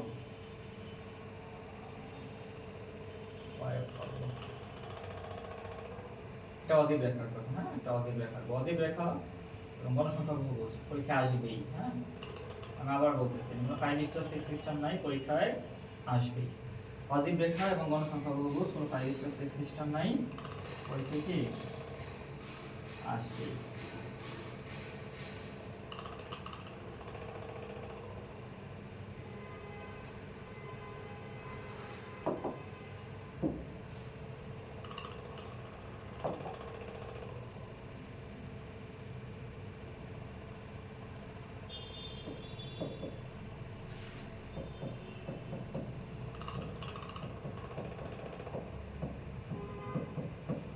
আচ্ছা, তাহলে গ্রাফটা যদি আমরা একটু দেখি, গ্রাফে আমাদের 23.5 থেকে শুরু হয়েছিল। কোথায় শুরু হয়েছিল, 23.5 থেকে শুরু হয়েছিল। কোথায়, 23.5। আচ্ছা, অবিচ্ছিন্ন শ্রেণীসীমা আমি আবার বলতেছি, অবিচ্ছিন্ন শ্রেণীসীমা আমি ফ্র্যাকশনে করছি, অবিচ্ছিন্ন শ্রেণীসীমা বইতে ফ্র্যাকশনে করা নাই। কিন্তু অবিচ্ছিন্ন শ্রেণীসীমার সূত্র অনুযায়ী আমাদের যেহেতু ফ্র্যাকশন আসছে, তাই আমরা ফ্র্যাকশনেই করব। হ্যাঁ, তাহলে আমরা ফ্র্যাকশনেই কি করব, ঠিক আছে? তাহলে আমাদের কত 23.5 থেকে শুরু হয়েছে, কত থেকে শুরু হয়েছে 23.5 থেকে 33.5। ঠিক একই রকম আগের মতো x অক্ষে ছোট বর্গের কি করব, ছোট বর্গের 2 ঘর, ছোট বর্গের 2 ঘর সমান সমান কত 1 একক, এবং y অক্ষে কি করব, y অক্ষে ছোট বর্গের, হ্যাঁ y অক্ষে ছোট বর্গের 1 ঘর সমান সমান 2 একক, 1 ঘর সমান সমান কি করব 2 একক নেব, 1 ঘর সমান সমান কত নেব 2 একক। তো তাই যদি হয় তাহলে আমরা এখান থেকে শুরু করি। এখানে আমাদের একটা ছেদ চিহ্ন দিয়ে দিলাম, ছেদ চিহ্ন দেওয়ার পর এখান থেকে শুরু করলাম। এখানে কত ছিল 23.5, 23.5। এখানে কত ছিল আমাদের, এখানে ছিল হচ্ছে আমাদের 33.5, এখানে ছিল হচ্ছে 43.5, এখানে ছিল হচ্ছে 53.5, এখানে ছিল হচ্ছে 63.5, এখানে ছিল হচ্ছে 73.5, এখানে ছিল হচ্ছে 83.5, এখানে ছিল হচ্ছে 93.5। আমাদের আর দরকার নেই। তাহলে হচ্ছে আমাদের গণসংখ্যা কত ছিল, আমাদের একটু ক্রমযোজিত গণসংখ্যা দেখতে হবে। এবং আমরা লাস্ট পয়েন্টে প্রথম শ্রেণী ছিল 23.5 থেকে 33.5, আমরা 33.5 থেকে আসলে আমরা ক্রমযোজিত গণসংখ্যা বসানো শুরু করব। এখানে ছিল হচ্ছে 4 গণসংখ্যা, ক্রমযোজিত গণসংখ্যা কত ছিল 4। তাহলে 4 যদি হয় তাহলে কত হবে, আমি একটা কাজ করি এবার, 1 ঘর সমান সমান 1 একক ধরি, 1 ঘর x অক্ষে y অক্ষে ছোট বর্গে 1 ঘর সমান সমান কত ধরি 1 একক ধরি, তাহলে আমাদের জন্য সুবিধা হবে। তাহলে 23.5 পরেরটা শ্রেণীসীমার ছিল কত, প্রথম শ্রেণী ছিল 23.5 থেকে ছিল হচ্ছে 33.5। এই যে প্রথম শ্রেণীসীমার যে ঊর্ধ্বসীমা, সেইখানে আমরা ক্রমযোজিত গণসংখ্যা বসানো শুরু করব। কি করব, ক্রমযোজিত গণসংখ্যা বসানো কি করব শুরু করব y অক্ষ বরাবর। তাহলে এখানে তোমার কত আছে 4, তার মানে 1 2 3 4 এইখানে বসবে। তারপর এটা কত আছে 6, তাহলে 5 আর আগে কত 6। তারপর এটা কত আছে 13, তাহলে 5 5 10 1 2 3 13। এটা বলবে না, এখানে একটা ভুল রিপিটিং আসছে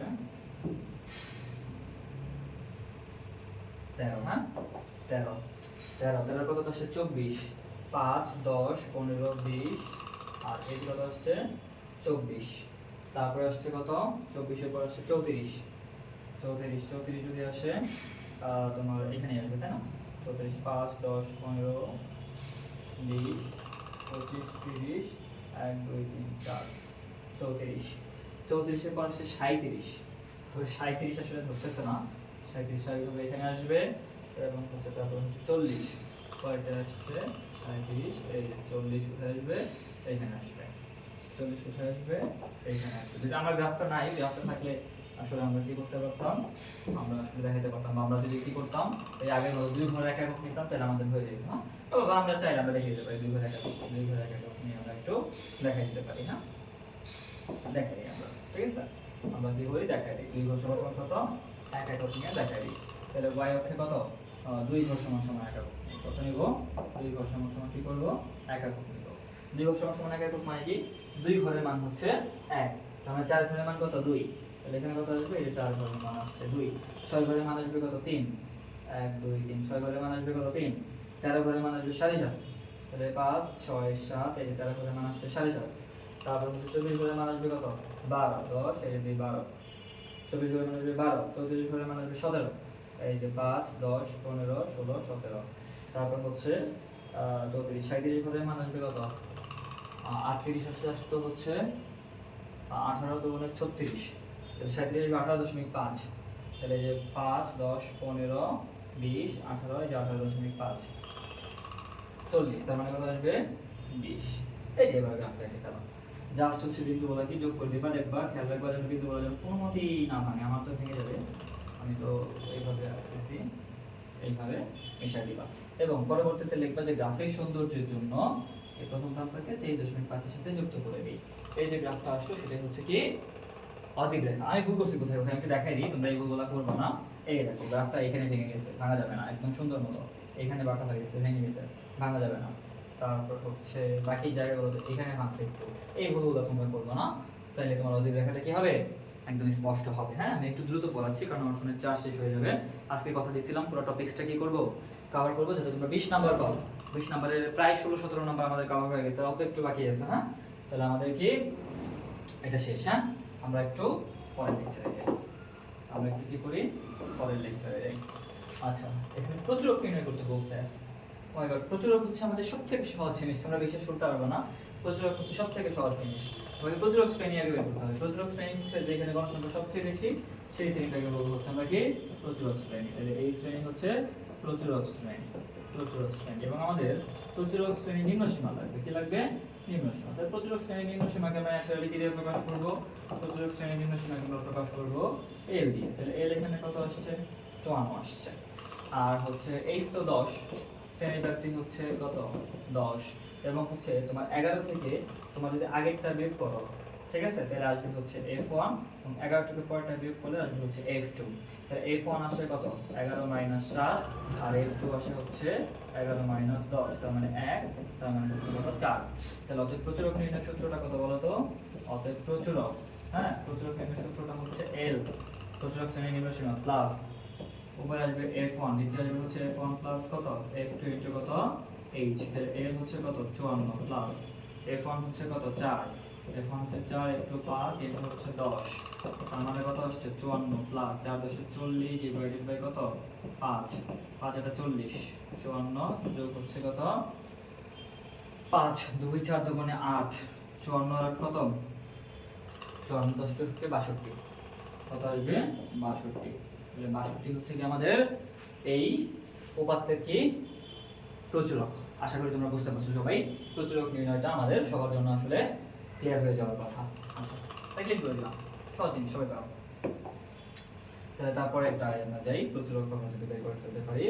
প্রচুরকের পর আমাদের লাস্ট টপিকস, একদম লাস্ট, আয়তলেখ অঙ্কন এবং এর সাহায্যে প্রচুরক নির্ণয়। আয়তলেখ অঙ্কন এবং এর সাহায্যে কি নির্ণয়? প্রচুরক নির্ণয়। আয়তলেখ অঙ্কন করতে হবে মানে তোমার প্রথমে x অক্ষ y অক্ষ লাগবে। তাহলে আগে x অক্ষ y অক্ষ এঁকে নিই।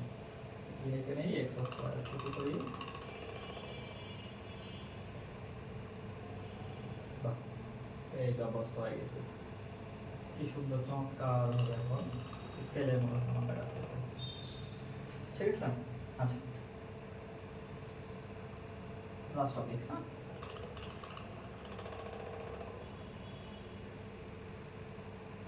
আমার ফোনে চার্জ নাই, যে কোনো মুহূর্তে বন্ধ হয়ে যেতে পারে। বন্ধ হয়ে গেলে বুঝছো যে আসলে চার্জের জন্য করতে পারলাম না পুরোটা। এটা হচ্ছে কত?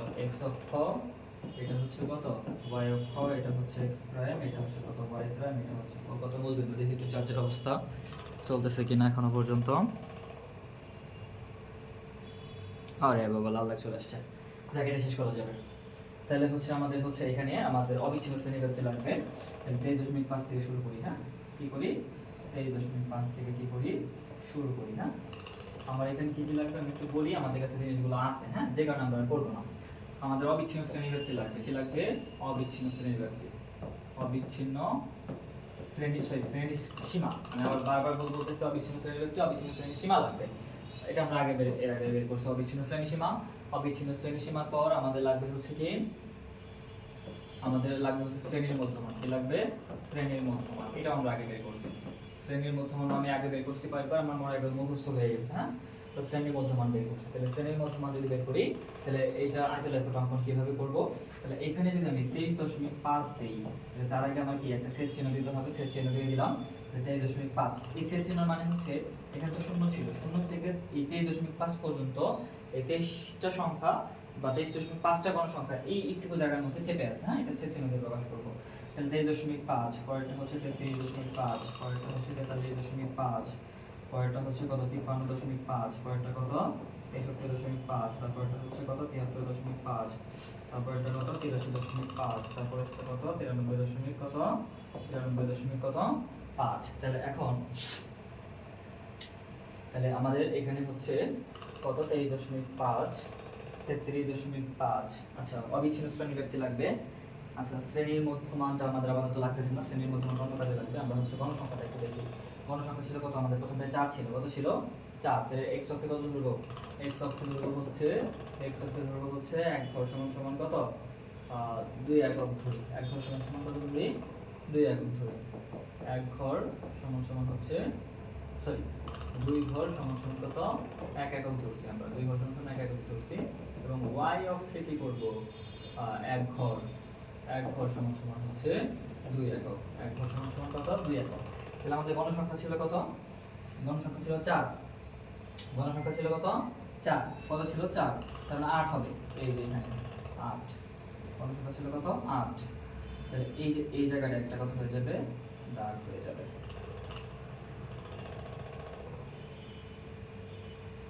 8। তারপর গণসংখ্যা ছিল কত আমাদের? 2। 2 মানে হচ্ছে 4। এইটুকু একটা কি হয়ে যাবে? দাগ হয়ে যাবে। তারপর হচ্ছে 7। 7 মানে কত? 14। 10 10 11 12 13 14। 14 এখানে আসবে। 15 14 পর্যন্ত এখানে আসবে। এই 14। তারপর একটা কথা ছিল 14 পরে ছিল হচ্ছে 11 মানে 22। 15 20 এরপর 22। এই যে হচ্ছে 22। হচ্ছে কত? 22 হচ্ছে কত?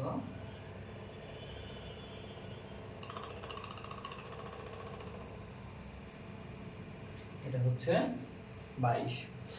আর একটা কথা মাথায় রাখবা, গণসংখ্যা বহুভুজ যে করাইছিলাম, গণসংখ্যা বহুভুজের আরেকটা নাম হচ্ছে ঘটন বহুভুজ। এই ঘটন বহুভুজ। তারপর হচ্ছে 22। তাহলে 10 কত আসবে? 20। কত আসবে? 20। কত আসবে? 20। 20 এর পরে আসবে 6। কত আসবে? 6। কত আসবে? 6। তারপর একটা কত আসবে? 6। ঠিক আছে?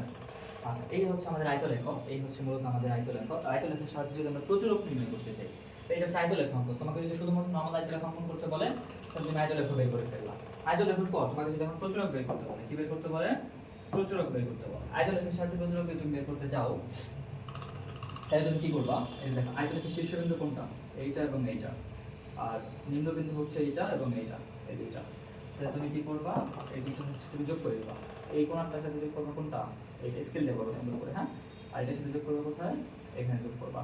দেখো এটা ঠিক মাঝখান বরাবর মিলছে। বরাবর মিলছে, মাঝখান বরাবর মিলছে। এই যে দুইটা রেখা, কোণাগুণি দুইটা রেখা যোগ করার পর মাঝখান বরাবর যদি মিলে, সেটাকে তুমি নিচের দিকে টানবা।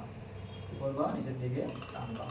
নিচের দিকে টানলে সেটা দেখবে এক্স অক্ষের কোনো একটা বিন্দুতে ছেদ করছে। এক্স অক্ষের কোনো একটা বিন্দুতে কি করছে?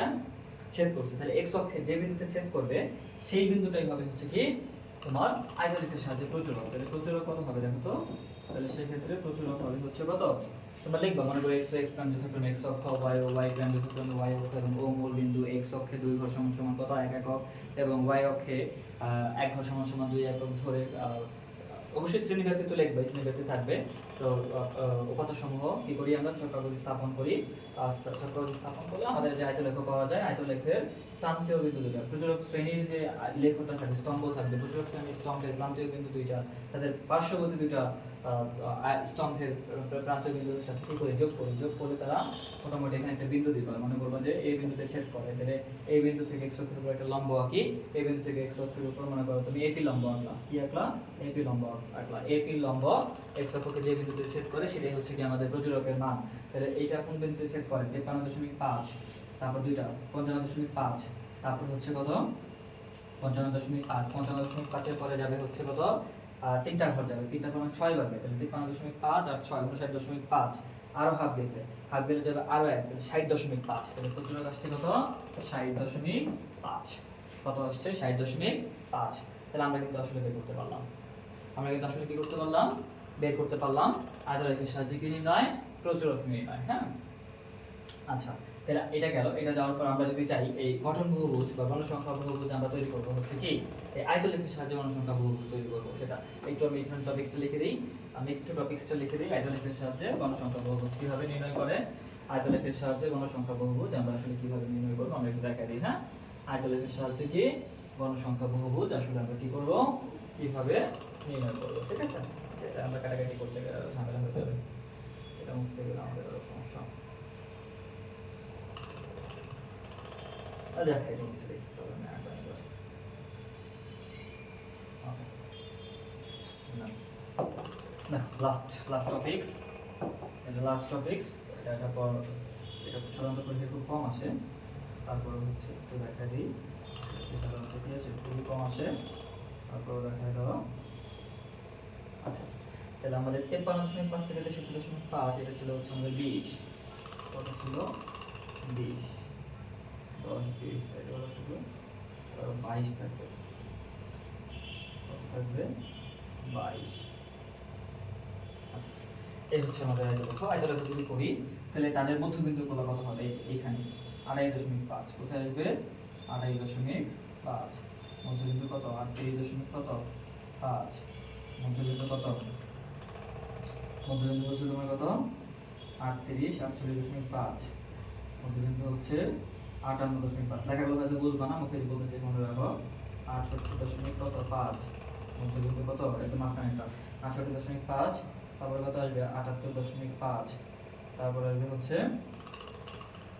88.5। ঠিক আছে? তাহলে এই বিন্দুগুলো যদি উপর দিকে টানো তাহলে এই বিন্দুগুলো কোথায় হয়? আমি একটু রেড পেন দিয়ে দেখাই। বিন্দুগুলো হয় হচ্ছে এইখানে আসে একটা বিন্দু, তারপর হচ্ছে এইখানে আসে একটা বিন্দু, তারপর আসে এইখানে একটা বিন্দু, এইখানে একটা বিন্দু, এইখানে একটা বিন্দু, তারপর এইখানে, তারপর হচ্ছে এইখানে। আর এর পরবর্তী যে বিন্দুটা মাঝখানে যদি সৌন্দর্যের জন্য যদি আমরা বর্ধিত করি তাহলে আসলে কেমন হয় দেখো। আমাদের দেখো যদি যোগ করে দিই, এখান থেকে এটা যোগ হবে, স্কেল দিয়ে পড়বো অবশ্যই, এখান থেকে এটা যোগ হবে, তারপর কি হবে? এখান থেকে এটা যোগ হবে, এটা যোগ হবে, এটা যোগ হবে, তারপর এটা যোগ হবে। এটুকু হচ্ছে আমাদের আসলে মূল গণসংখ্যা বহুভুজ। তারপর আমরা কি করব? লিখে দেব যে সৌন্দর্যের জন্য আমরা শেষ বিন্দুটিকে পাই যে 88.5 কে তার পরবর্তী 88.5 এবং 98.5 পর্যন্ত কি করি? বর্ধিত করি x অক্ষ পর্যন্ত। এবং এখানে আমরা আরেকটা ঘন নিব আমাদের জায়গা সংকলনের জন্য নিতে পারি নাই। 23.5 এর আগে 13.5, 13.5 যদি নিই 18.5 একটা ঘর আসবে, যেটাকে আমি 18.5 এর সাথে কি করব? মিলাই দেব। এটা কিন্তু 18.5। আমরা বলবো সৌন্দর্য বর্ধনের জন্য প্রথম বিন্দুটিকে হচ্ছে 18.5 পর্যন্ত x অক্ষের সাথে বর্ধিত করি এবং শেষের বিন্দুটিকে 98.5 পর্যন্ত কত? 98.5 পর্যন্ত 5 x অক্ষের উপর 98.5 বিন্দুতে কি করি? বর্ধিত করি। তাহলে এই জায়গায় আসলে এটা হচ্ছে আয়তলেখের সাহায্যে কি আয়তলেখর সাহায্যে প্রচলক নির্ণয় দেখলাম এবং আয়তলেখের সাহায্যে কি গণসংখ্যা বহুভুজ বা গঠন বহুভুজ কি অঙ্কন করা দেখলাম। আসলে প্রচুর মানে পরিসংখ্যানে আর কোনো কিছু বাকি নাই। বেসিক বলো, অঙ্ক বলো, টাইপ বলো, সব করানো শেষ। আমি তোমাদের নিশ্চিতভাবে বলতে পারি আসন্ন টেস্ট পরীক্ষায় তোমরা অবশ্যই এখান থেকে মিনিমাম 23 নাম্বার কমন পাবা। কি পাবা? মিনিমাম 23 নাম্বার কমন পাবা। বলতে পারো যে এমসিকিউ কি আসবে? এমসিকিউ দেখাই দিয়েছি। আসবে প্রচলক নির্ণয়ের সূত্র, আসবে হচ্ছে মধ্যক নির্ণয়ের সূত্র, আসবে গড় নির্ণয়ের সূত্র, গাণিতিক গড়ের সূত্র, তারপর গড় নির্ণয় আসবে, মিন মিডিয়ান মোড নির্ণয় আসবে। ঠিক আছে? এগুলো দেখবে যে কমন পড়ে গেছে। তোমরা মিনিমাম 23 প্লাস নাম্বার এখান থেকে পাবা। মিনিমাম পাবা। তোমরা পরীক্ষা দিয়ে বসো টেস্ট পরীক্ষায়, তাই বুঝতে পারবা। ঠিক আছে? ওকে, সকলের জন্য শুভকামনা। আমি আসলে কি বলবো এখানে তো এই হচ্ছে আমার কন্ট্যাক্ট নাম্বার। যে কোনো প্রবলেমে যদি পড়ো কখনো যে না আমি আসলে এই জিনিসটা বুঝতে পারতেছি না, তাহলে আমাকে অবশ্যই নির্দ্বিধায় ফোন করবা। তোমাদের সকল সমস্যার সমাধান আমি করে দিব। আর আমরা পরিচয় একটু দিয়ে নেই। আমি হচ্ছে গোপালগঞ্জের বাসিন্দা, মানে বাই বর্ন ভাষা দেখে বুঝতে পারতেছো আমার হোম টাউন হচ্ছে ঢাকা সাভারে, কিন্তু হচ্ছে চাকরি সূত্রে আমার গোপালগঞ্জে থাকা, হ্যাঁ গোপালগঞ্জের বটতলাতে আমার থাকা হয়। গোপালগঞ্জে কেউ যদি থাকো আমার এই ভিডিও দেখে চাইলে আমার সাথে দেখা করতে পারো, একসাথে বসে চা খাওয়া যায় বা তোমাকে এরিয়া নিয়েও কিছু পরামর্শ দেওয়া যায়। হ্যাঁ, আর তাহলে আজকে এইটুকুই, আমাদের যাত্রা শেষ। শুভকামনা সকলের জন্য। সামনে টেস্ট পরীক্ষা, আজকে 23 নম্বর হয়ে গেল। আমরা পরবর্তীতে আরো একটা ক্লাস নিয়ে আসবো যেখান থেকে শিওর এরকম নাম্বার পাবা। ঠিক আছে? সবাই ভালো থাকো তাহলে, শুভকামনা।